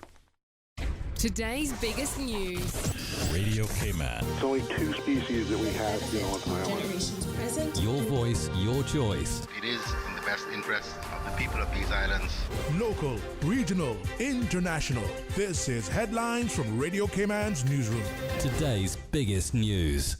Government reported the results of 461 COVID-19 tests. 6 came back positive, all travelers in isolation. So far, more than 17,000 people have been vaccinated against the virus in Cayman, with 7,000 getting both doses. In the United Kingdom, about 553,000 people were estimated to be testing positive for coronavirus in the week of February 12th. This is roughly 1 in 115 people, down from 790,000 or 1 in 80 the week before. Boris Johnson, the Prime Minister, will pledge to donate a majority of the UK's surplus vaccine supply to 4 countries in a speech to a virtual G7 meeting. The UK Prime Minister is urging rich countries to back a new 100-day target for the development of new vaccines for future emerging diseases. The French president has called on Europe and the U.S. to urgently send up to 5% of their vaccines to developed nations. Those are your headlines. I'm Karsley Fuller. For the latest in news and information, follow Radio Cayman on social media, Facebook, Instagram, Twitter. Download the Radio Cayman app or log on to our website, radiocayman.gov.ky. Your voice, your choice, your radio. For the record, with Ort Connor. Initiating system. For information that matters. For the record, with Ort Connor.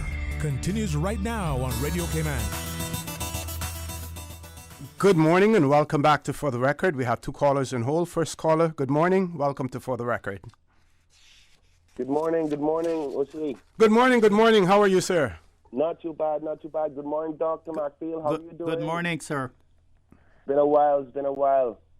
Pleasure to be back on the show. Just for a short moment, I would like to take the opportunity to remind the listening audience, if I can steal just a few minutes of your time, sure, about my Hogstye Bay Fun Day, which is this Sunday. As you know, OC, I've been fighting for this day for a while, and thank God it's this Sunday, so I look forward to some good weather out there at Hogstye Bay. And for those who are listening who may have heard this for the first time, basically myself and my committee have organized the shutdown of the Georgetown Harbor from 10 a.m. in the morning until 11 a.m. until 6 p.m. But we officially start the fun day from 1 p.m. to 5 p.m. And basically all we're doing is trying to go back to the days of when we used to use Hogstye Bay as a swimming cove. Many Georgetowners and many people from different districts remember going out there and that being the hub of town in respect to much sea activity, from bringing our turtling in and to even using it as a what they call, and I don't mean this in any negative capacity, but it was called in my day nigger bad pan, because many of our darker colored people from Georgetown used to go there to swim.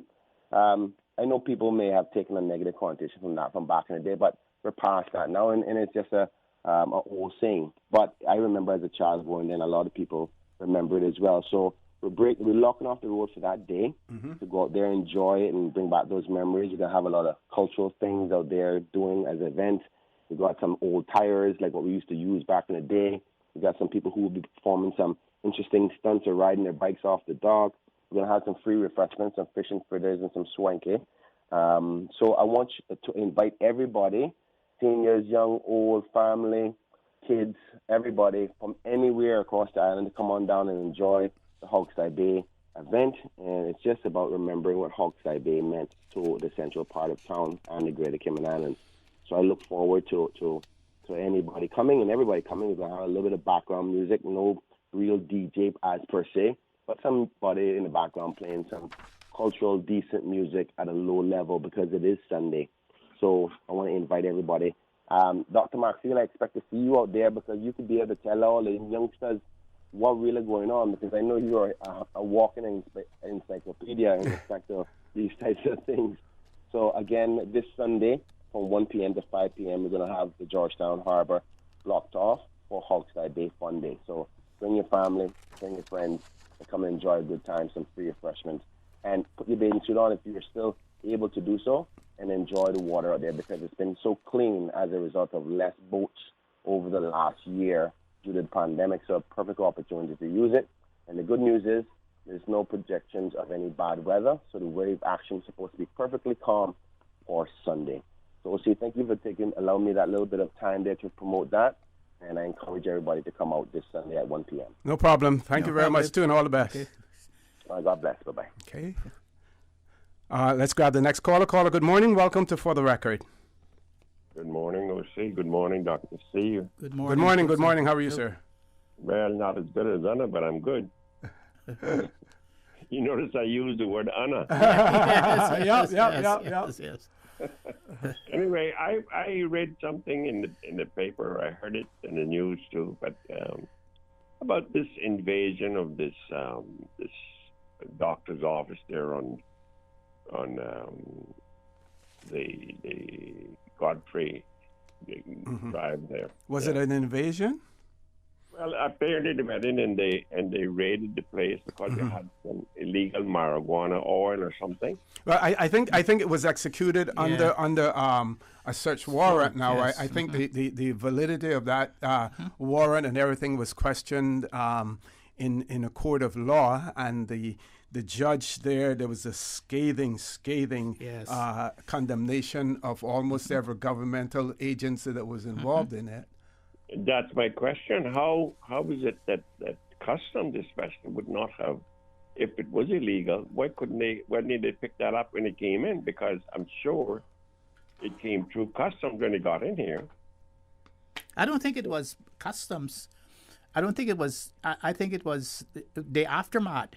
I think it was after it arrived in the island that there was some controversy about whether or not the pharmacy or the doctor's office were making the proper use of the product.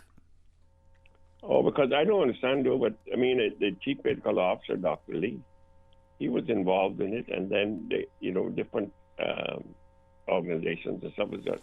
And then the thing is now they got a lawsuit according to the Cayman Youth Service that going to probably be in the millions because there's so many things were destroyed, and they had how they did the raid and all this kind of thing. I mean, I don't know any more than what I read in the thing, but it's pretty serious if these things happen like that, and they go and if they were wrong in doing what they did, as the judge ruled, then we have to be very careful because it costs us a lot of money. Well, we're not sure yet whether or not the government is going to appeal that decision as well. I understand that the deputy governor has said that there will be an appeal, and that's the reasons why my comments are very muffled. Yes.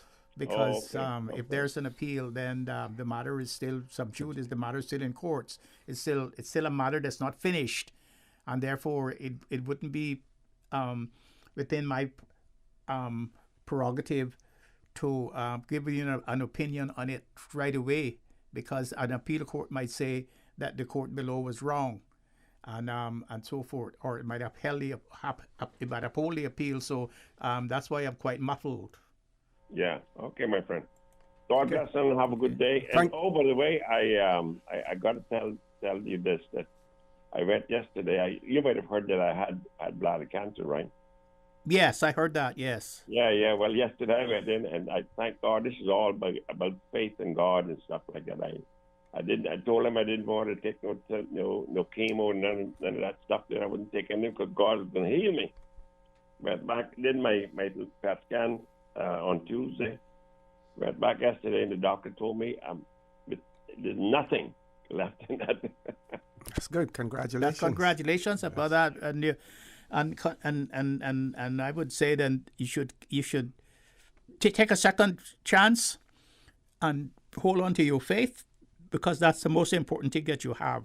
Your faith and your integrity are the two things that no one can take away from you. Yep. And I think you should hold on to them now and let those be your priority as you go on, as you get older. Not old. People say, I am not old, I'm older. That's what I tell people too. Yes. Thank you very much, caller. Thank you. You have a great day. All the best. And you just keep your faith. Trust in Jesus, and He'll take care of you. Oh, yes. Okay. So, Doc. Yes. We have about 4 minutes before we go to our next commercial break. We're going to switch gears altogether now, and we're going to go into election mode. Okay. Yes. So the governor has now issued new writs to the returning officers as a result of the change of the date from the 26th of May to the 14th of April. So new writs have been issued. And then this coming Monday, the 22nd of February, is the notice of nominations. And then on Monday, the 1st of March would be nomination day. Yes. Right? So when in relation to the nomination, Section 29 of the Elections Law, and I want to thank my good friend, won't call any names, but they did send me a WhatsApp message last week and say you may want to use the 2021 revision of the Elections Act as opposed, I think I was using the 2017 one at the time.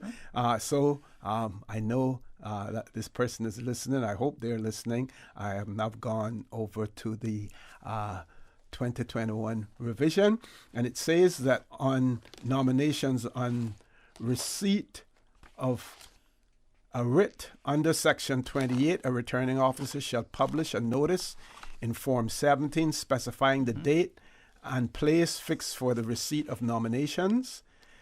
The notice referred to in subsection 1 shall be published at least 7 clear days before the date fixed for nomination, so it has to be done 7 days before. Nomination papers shall be provided by the returning officer and shall be in a Form 18, so it has to be in a specific form. A person shall be entitled to be nominated as a candidate for elections in one electoral district only. So you can't play. Yes. You can't.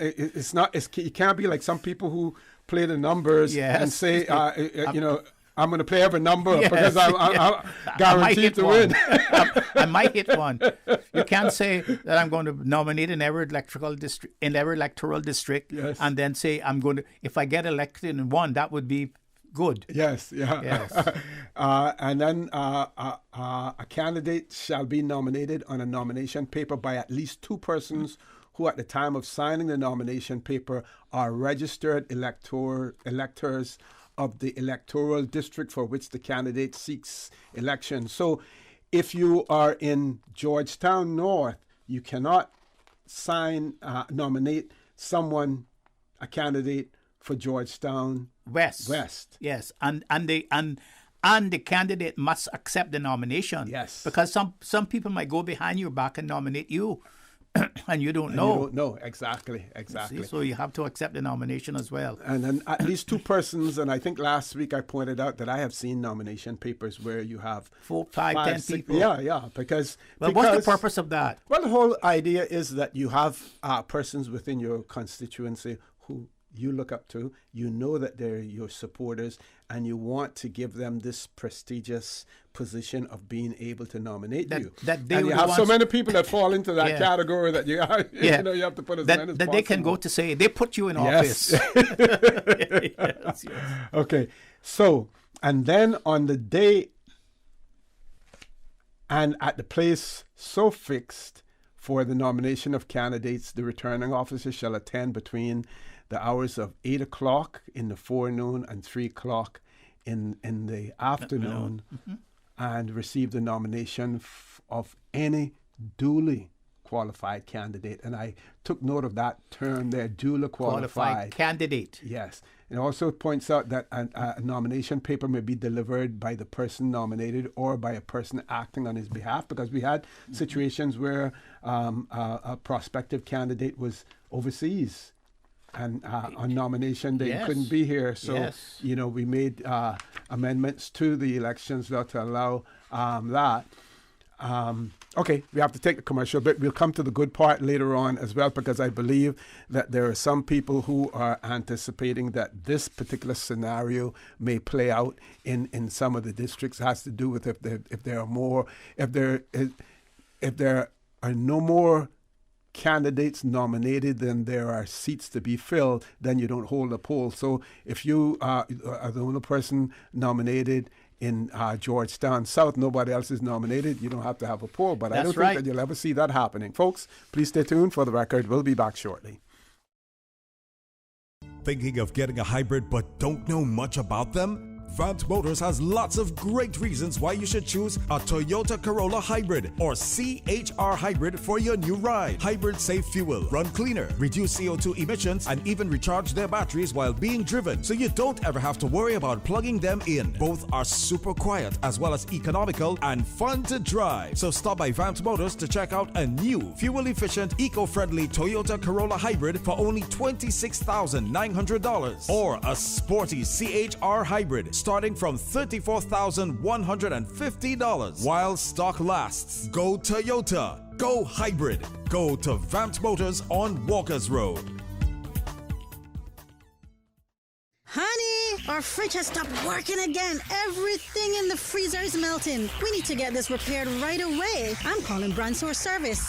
When you need the very best appliance service, call Brand Source Service at 623-5000. Offering service and installation of all brands and models of appliances. Brand Source Service is Cayman's source for appliance parts and repairs, with qualified and experienced technicians and the island's largest stock of appliance parts. Brand Source Service will have your repair completed in a flash. So, whatever the problem is, call the experts at 623-5000. Brand Source Service, Dorsey Drive, Industrial Park. Telephone 623-5000. Why work with a Sariba agent? We can tell you that those letters represent a proven understanding of the real estate market in the Cayman Islands. But it also means so much more than that. Our trained Sariba agents are committed to ethics, integrity, and excellence of practice. It's all about confidence, knowing you are working with a qualified Sariba agent. As members of Sariba, your trust is our promise. To find a Sariba agent today or to search thousands of listens, visit Sariba.com. Sariba, the mark of excellence in real estate. The Department of Agriculture is having a plant sale on Thursday, February 18th, Friday, 19th February, 8:30 a.m. to 4:30 p.m., and Saturday, 20th, 8:15 to 1:15 p.m. Plants will be available on a first-come, first-served basis and will be replenished each day. The Department of Agriculture plant sale, Thursday, February 18th, and Friday, February 19th, 8:30 a.m. to 4:30 p.m., and Saturday, 20th April, 8:15 a.m. to 1:15 p.m. Open to the public. For the record, with Ort Connor. Initiating system. For information that matters. For the record, with Ort Connor. Continues right now on Radio Cayman. Good morning and welcome back to For the Record. In the studio with me this morning, Dr. Steve Macfield. We have shifted gears and we have moved from refugee status and immigration mode to elections mode. We're talking about nomination. So Section 28, is it, or 29? Make sure. Section 29, subsection 8 says that if at the end of the period specified for the receipt of nominations, that is between the hours of 8 o'clock and 3 o'clock, right? Mm-hmm. The number of candidates in an electoral district is 1 or none, the returning officer shall, A, by endorsement on the writ in accordance with Form 19, certify the return of the candidate, if there's any, so certify. And if there is no person nominated at all, then if no member is returned for an electoral district in accordance with subsection 6, the governor shall, in respect of the outstanding vacancy or vacancies, issue a writ under the public seal addressed to the returning officer in that electoral district in Form 16, and thereupon this part shall apply, except that for the period of not less than 6 weeks specified in Section 28.2, there shall be substituted a period of no more than 3 months. And what will happen there is that you have to have another election in that district. It would have to be a by-election in that district, in that electoral district. Because district and electoral districts are two different things. There's a district of Bordentown. Yes. And there's the electoral district of Bordentown East and Bordentown West. Yes. Okay. So, I pointed out last week, and you pointed out another one to me off air as well, that we have had several scenarios in the Cayman Islands where you didn't have more nominations than there were seats to be filled, and as a result, of that, then there was no poll that was held. That one of those situations happened in Bordentown, where there were only 2 seats, and you had 3 candidates. You had A.J. Miller, you had James Manoa Borden, and you had Haig Borden, and all 3 were nominated for the 2 seats in Bordentown, and 5 minutes before the nomination closed, A.J. Miller went back down to the nominating office, the nominating hall, and withdrew his nomination. And so within 5 minutes to 3, 10 minutes to 3, no one could nominate within that time. Could nominate within that time to give them to give Jim and Haig a competition, and so they were immediately the only 2 candidates for the 2 seats, and they were duly elected. And there was no polling. There was no polling in Bordentown for that year. Okay. For that election year. Okay. Doc, you have your copy of your Constitution with you? Yes. Okay. So now I'm going to repeat this part. Here it says that on the date and place fixed for nominations, nomination of candidates, the returning officer shall attend between the hours 8 in the morning until 3 in the afternoon and receive the nomination of any duly qualified candidate.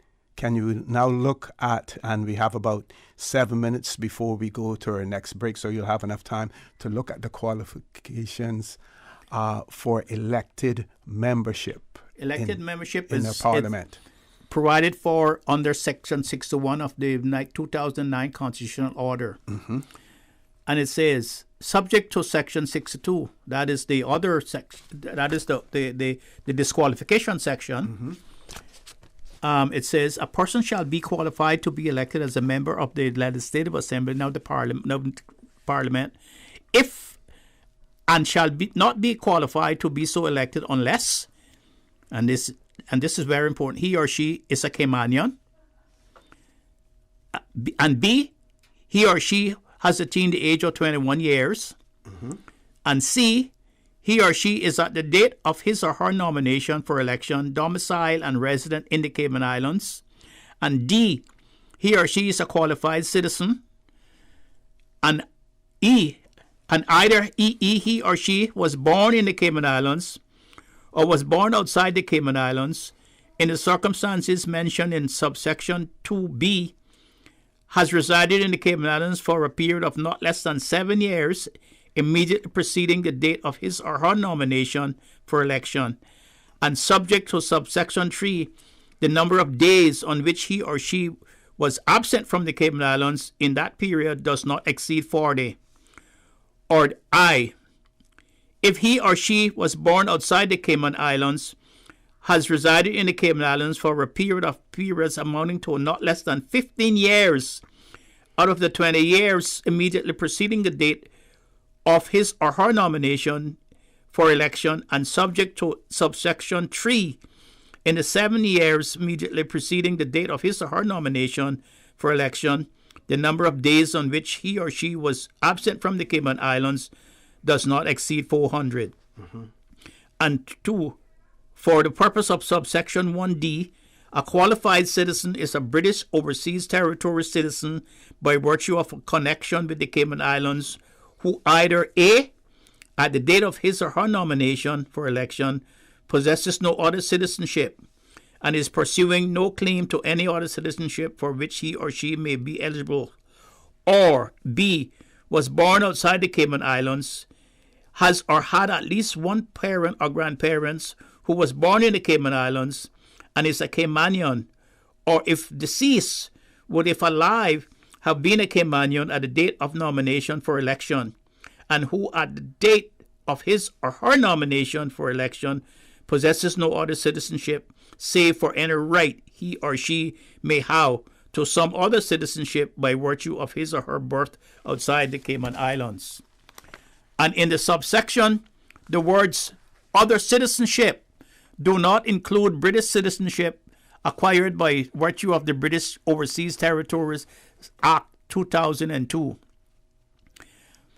And 3, in ascertaining whether a person has been absent from the Cayman Islands for the purposes of subsection 1E or F, any period of absence by reason of the following shall be disregarded.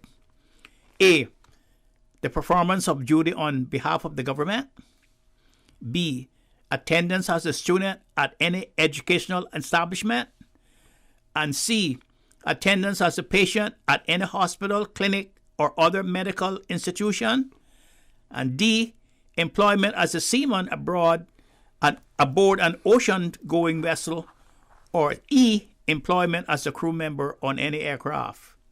Those are the requirements to be able to be a member of Parliament. Okay. Now, in the Cayman Islands. One of the things that we changed in relation to the qualifications to be an elector was we removed the stipulation that you had to be a British Overseas Territory citizen by virtue of a connection with the islands, but we retained it when it comes to qualifications for elected membership. Now, the one thing that I find that I took umbrage to here is the time that you have to spend in the islands before you're able to nominate. Yes, to be nominated. Before you can say he or she has been born in the Cayman Islands, and the number of days on which he or she was absent from the Cayman Islands in that period shall not exceed 400. Yeah. So you think that is nitpicking? I think that is nitpicking, because once you're a Caymanian and you qualify, it doesn't matter how long you have been away, you should be able to vote in your country. Every other constitution that I have looked at has that. And the Jamaican diaspora and Barbados and all those diaspora, you could live in America for 50 years. You can still vote in those countries if you still qualify. And some of them you only have to be a Commonwealth citizen too. Yes. They still retain that as well. That's right. And I think, and you remember this brought a case. This was the subject of a case in two elections before, when the Minister of Finance was challenged because she the financial services was challenged because she had stayed overseas for more than 400 days before the nomination day, and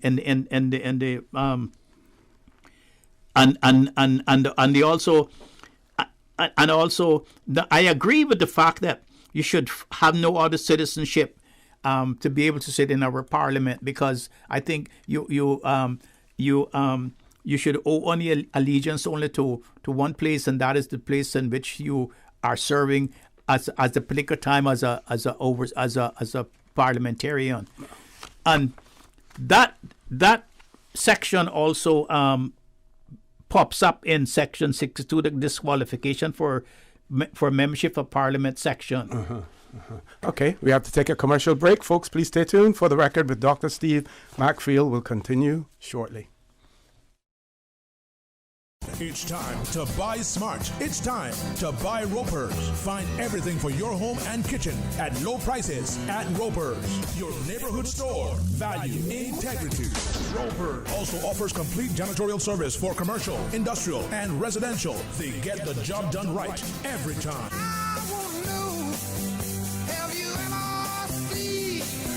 122 Industrial Way, 949-2511, or email janitorial@ropers.ky. Clean up your spending with Ropers and stay prepared. 949-2511. Ropers, providing products and services for better public health. What's that? No sugar, same amazing taste? Coca-Cola Zero Sugar is here to stay. No one can stop me when I taste the feel. Classic taste, pure satisfaction.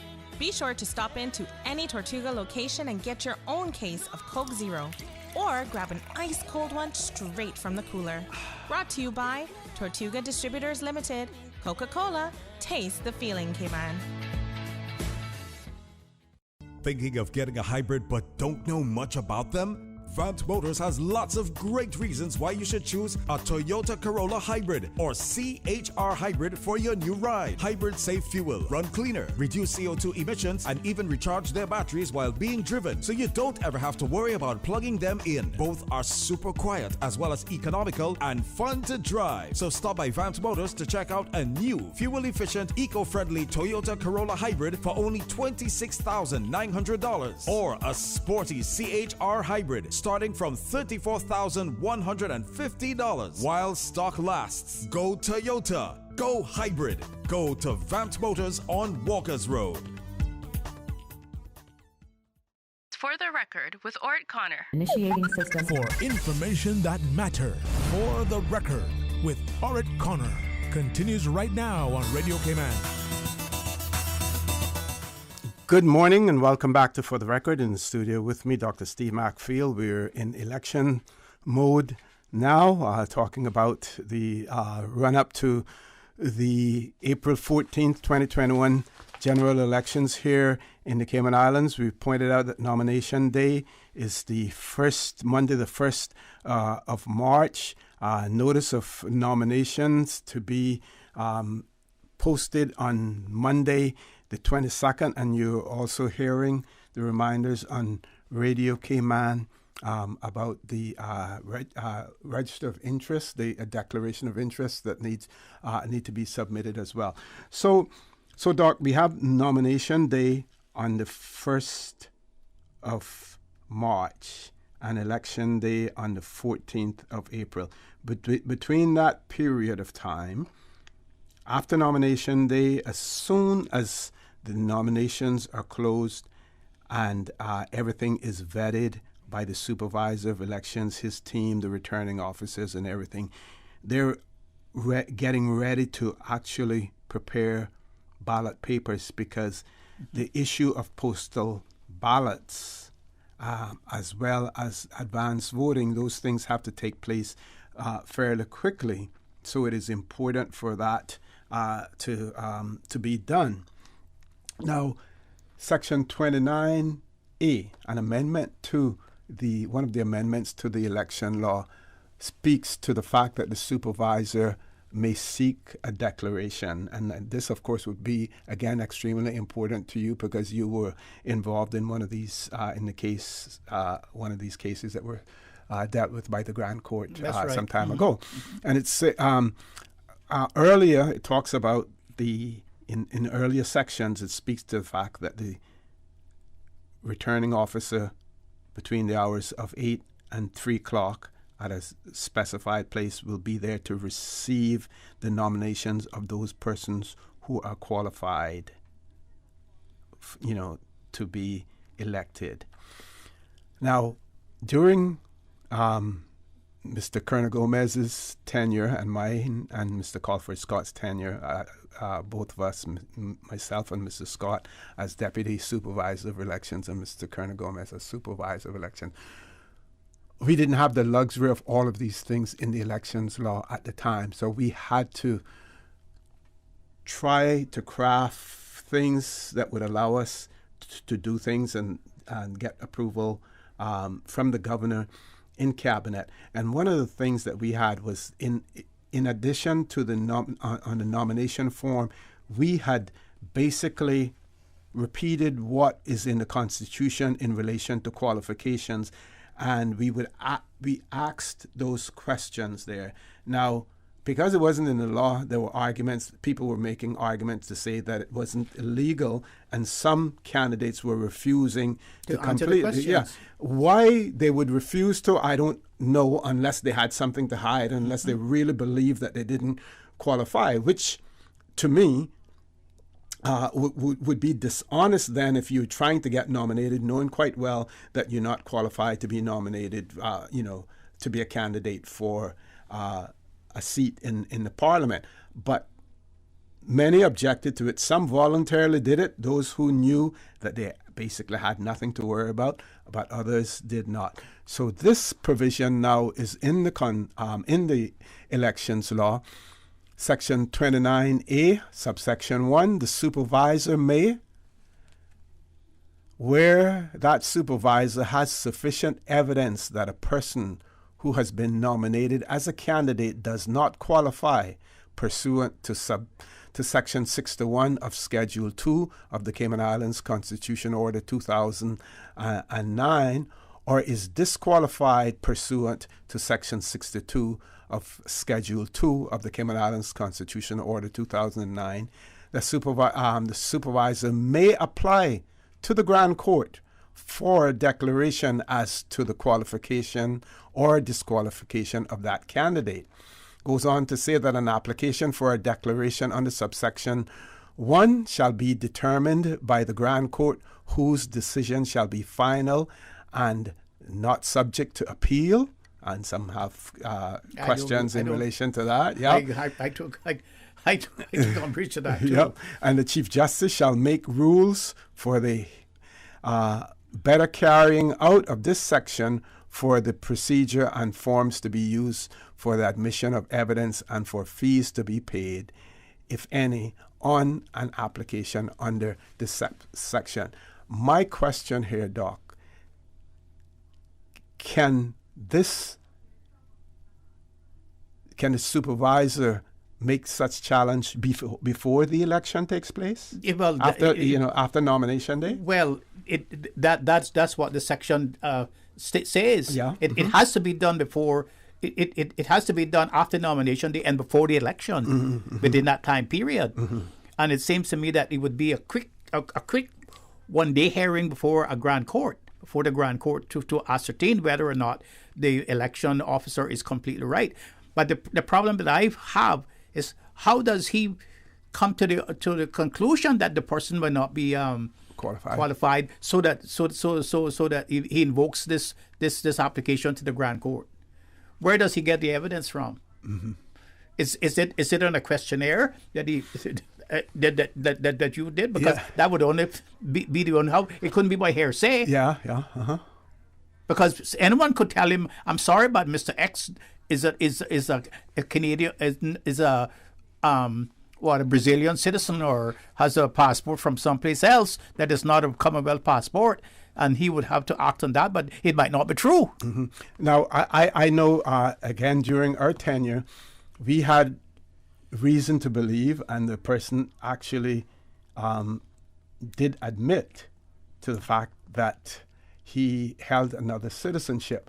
But the person also claimed that by acquiring British Overseas Territories citizenship and having a Cayman passport, that it automatically disqualified his other citizenship, that he lost that citizenship. We took it upon ourselves to call the relevant embassy in Jamaica to ascertain whether or not that was factual, and they said no, and we advised the individual at that point in time that we didn't feel that he qualified. And you never accepted his nomination. Right, we never accepted it. Now, in this day and age, that couldn't happen because there are challenges that can be made. That person can challenge your authority to do that. I mean, at the end of the day, what the election authorities are wanting to establish is that no person who is not qualified is allowed to sit in the parliament to sit, because then it creates issues further down the line. So that there has to be some checks at the gate. Sure, because you have to swear allegiance. You have to swear allegiance to your monarch, and if you owe allegiance to someplace else, the allegiance to your monarch doesn't mean anything. Okay, Ms. Susan, we have a caller. We have a caller. Let's go to the phone lines. Caller, good morning. Welcome to For the Record. Good morning, Mr. O.C., and good morning to Dr. Steve. Good morning, sir. It's always very good to hear both of you together, and Dr. Steve particularly is very knowledgeable input there. Thank you. I'd like to say quickly that I must commend His Excellency on being leading by example, by getting on the plane, the MAX 8, and going over to Cayman Brac. I understand he went over also, and I think that's a good thing.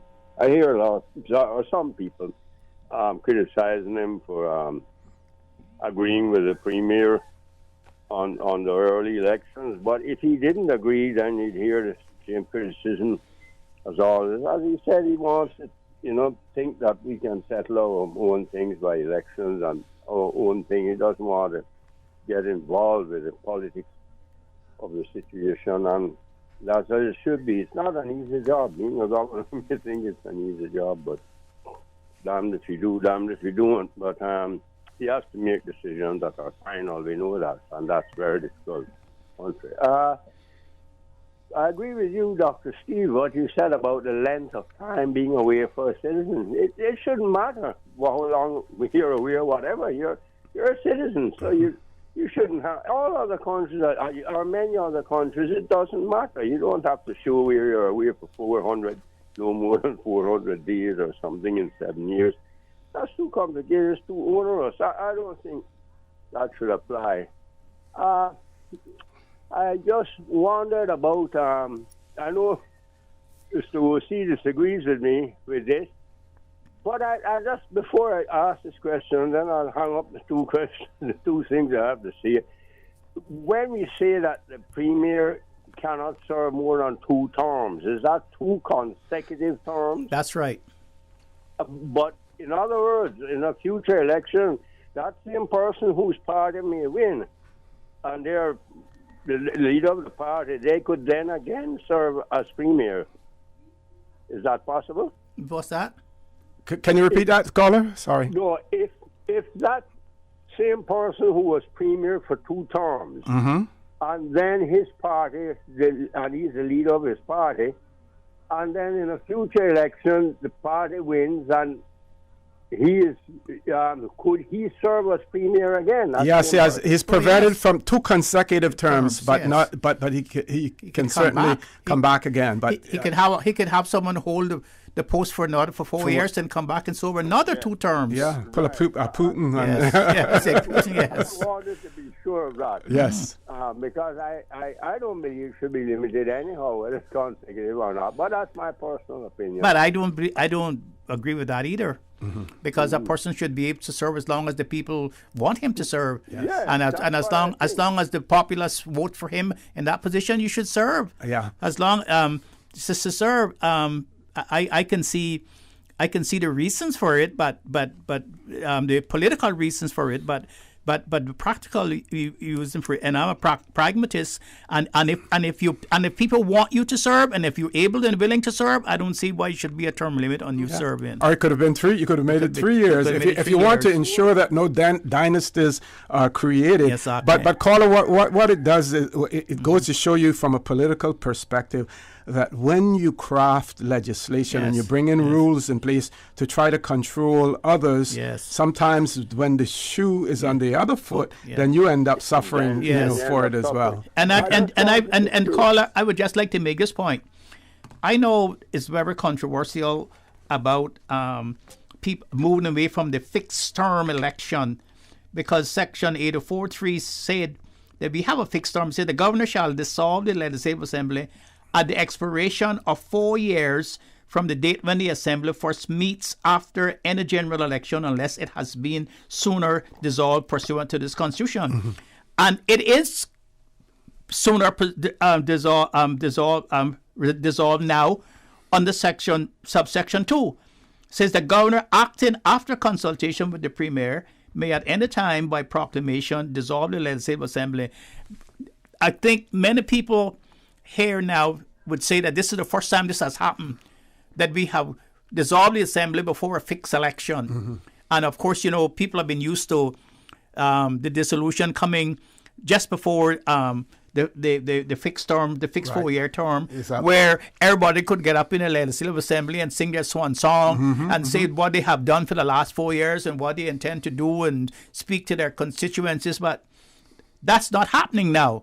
And I think that's where the controversy is with people. But the Constitution does make provisions for what the governor did lawfully. Like I say, it might be unscrupulous for people, catch them off guard, and they may not be ready.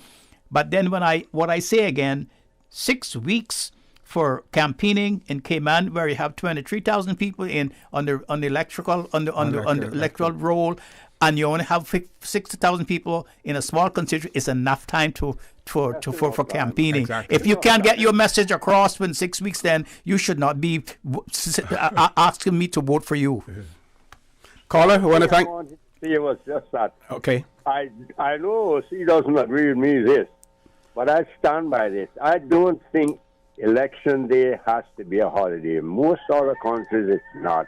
I don't really see any valid reason for it, especially now in these hard times when people need to be at work and some places can't afford to pay the time. I know they cannot. But I don't see any reason for it at all. Okay. I don't see it. Thank you very much. You can talk about that, I guess. Certainly.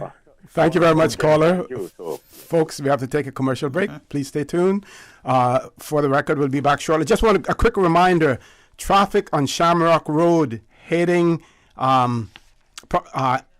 into town and maybe even heading east because of an accident by the King's Roundabout. You're going to find it moving extremely slowly as a result of an accident. So please be patient. Please be careful as well. Please stay tuned. For the record, we'll be back shortly.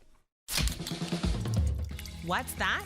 No sugar, same amazing taste? Coca-Cola Zero Sugar is here to stay. Classic taste, pure satisfaction. Be sure to stop into any Tortuga location and get your own case of Coke Zero. Or grab an ice-cold one straight from the cooler. Brought to you by Tortuga Distributors Limited. Coca-Cola, taste the feeling, Cayman.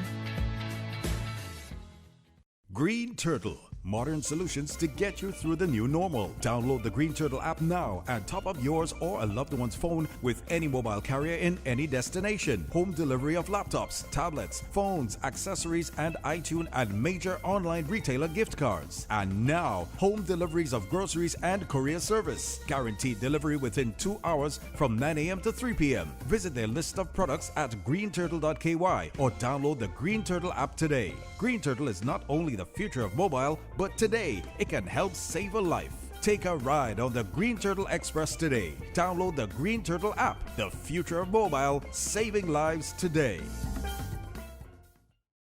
Red Sky at Night. Terrific live music, actors, dancers, poets, and children's activities. Over 100 artists and artisans selling art, crafts, jewelry, and accessories. And delicious local food. Red Sky at Night at the Harkwell Cultural Center, Saturday, February 27th. 2 sessions, 2 until 6 p.m. and 7 until 11 p.m. Don't miss out. Tickets on sale now for both sessions at eventpro.ky, a CNCF production.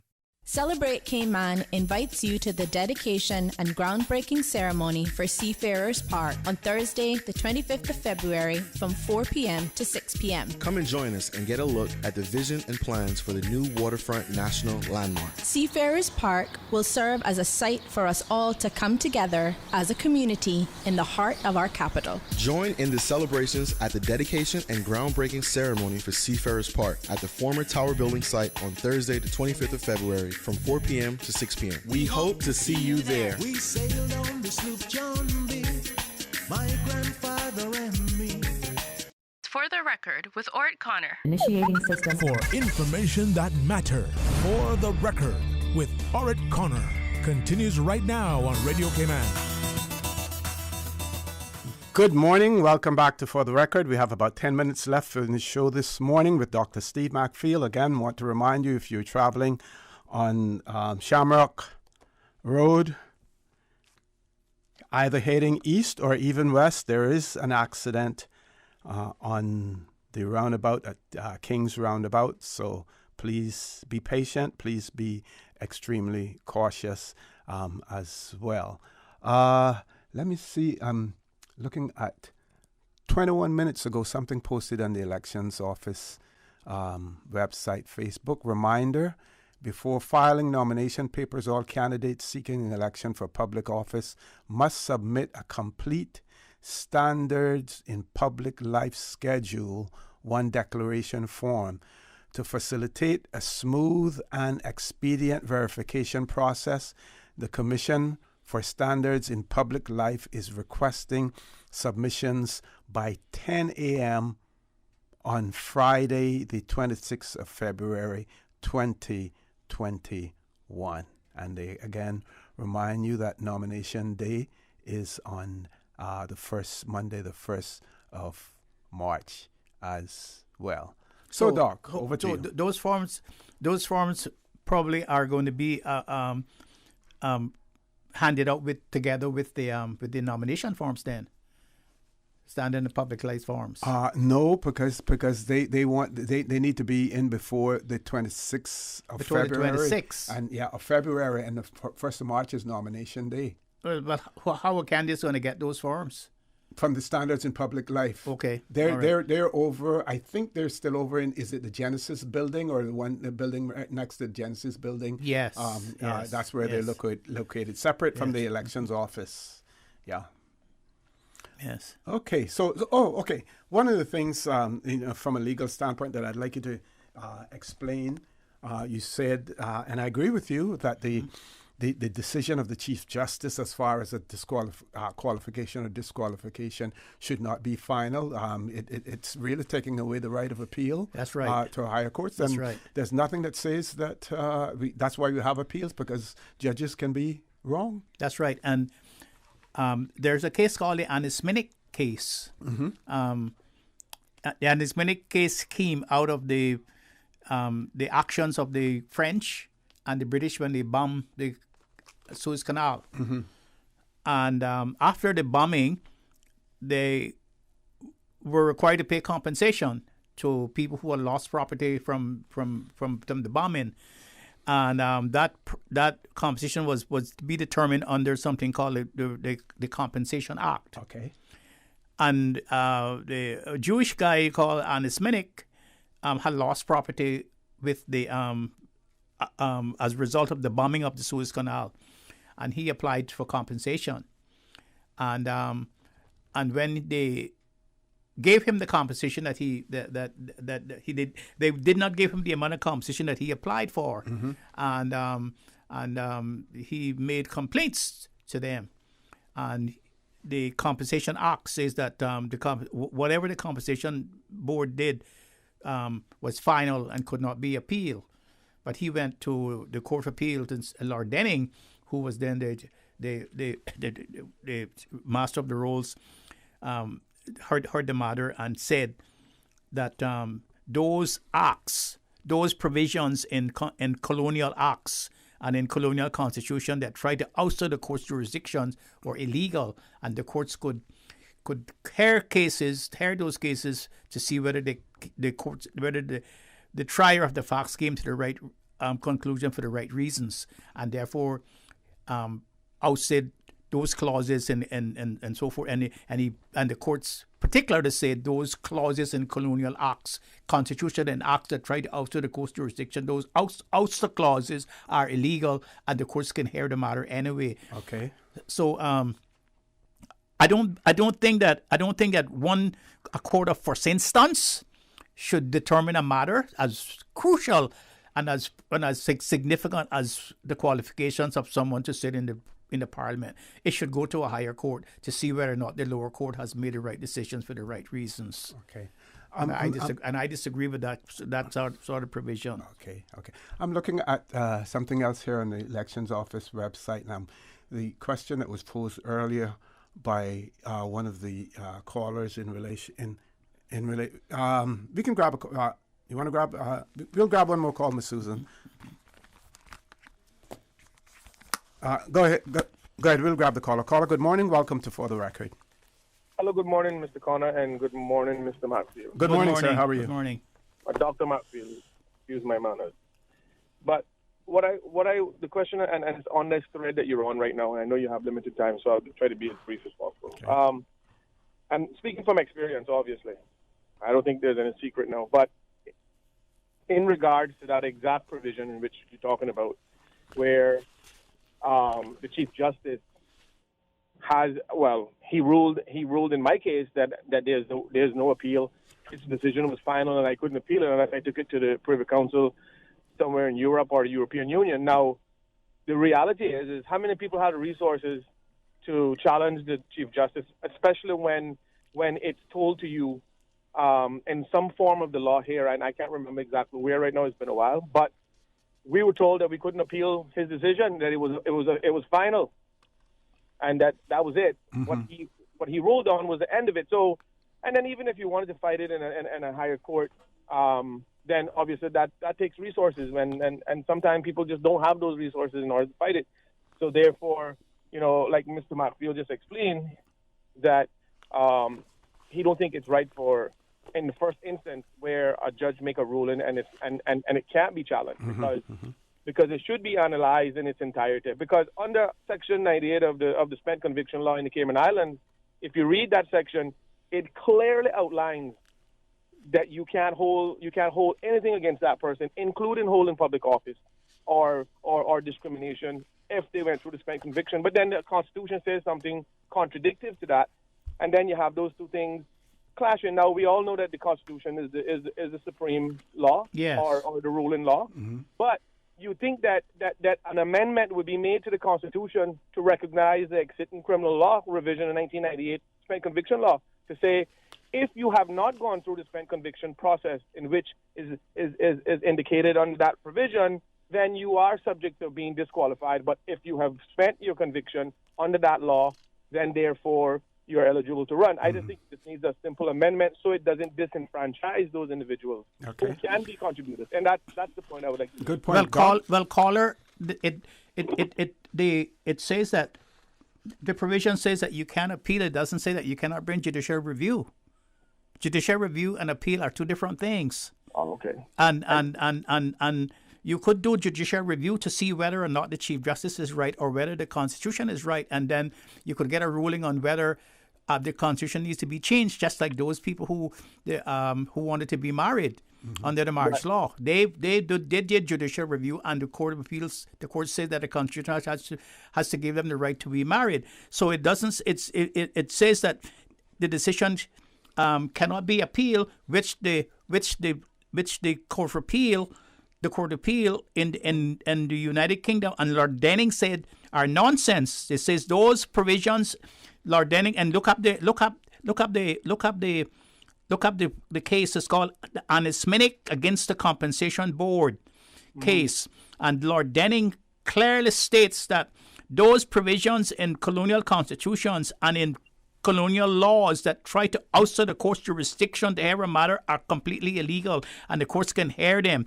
But because the court has, the Lord Denning said the court has the jurisdiction to hear those cases to see whether the tribunal the lower court came to the right decision for the right reasons. Mm-hmm. But there's no reason why you cannot do judicial review to see whether or not the Chief Justice is right, or whether the Constitution actually conflicts with the criminal law, or the criminal law conflicts with the Constitution. Yeah. That should be something that people who are interested in the civil rights of people should be taken up. You shouldn't have to take it up yourself. There should be a civil liberties here that could take those things up and deal with it. Okay. But that's the problem with Cayman. We people are so selfish, and a lot of people want to care about themselves. They don't care about the rights of all the people, because if you have a right that is not enforced, then my rights are not enforced too, and our rights are not enforced too, and that's the problem that we have in the Cayman Islands. Okay, Carl, I want to thank you very much for that. Good point, and something that we probably will discuss in more detail at another point as well. Folks, I want to thank you for allowing Radio Cayman, and by extension For the Record, into your homes, into your vehicles, as you traverse the busy roads of the Cayman Islands into your places of work. I also want to thank Dr. Steve McPhail for being here as well. So I want to remind you that we are brothers and our sisters keepers. There is always someone out there who's less fortunate than we are, and I ask you to extend a helping hand to them. If you can't do that, then I suggest you donate to a worthy charity, because we always want to consider those who need, not necessarily those who want or even those who crave. So I say to you, have a great day. Be careful out there. Traffic is backed up on Shamrock Road. Accident around the King in the area of the King's Roundabout, so traffic will be moving very slowly in both westerly as well as easterly direction as well. And as usual, we ask the good Lord to bless these three beautiful, wonderful Cayman Islands. For the Record is brought to you by Vamped Motors, the only authorized Ford and Toyota dealership serving the Cayman Islands. Coca-Cola, available across the Cayman Islands from Tortuga Distributors. Accept no substitutes. Taste the feeling with Coca-Cola. Brand Source Home Gallery, inspiring luxury. Also brought to you by Ropers Enterprises, 122 Industrial Way. Products and services for better public health. Green Turtle. Take a ride on the Green Turtle Express today. Download the Green Turtle app, the future of mobile, saving lives today. The Ministry of Commerce, Planning and Infrastructure, and by West Bay Pharmacy, taking care of your health.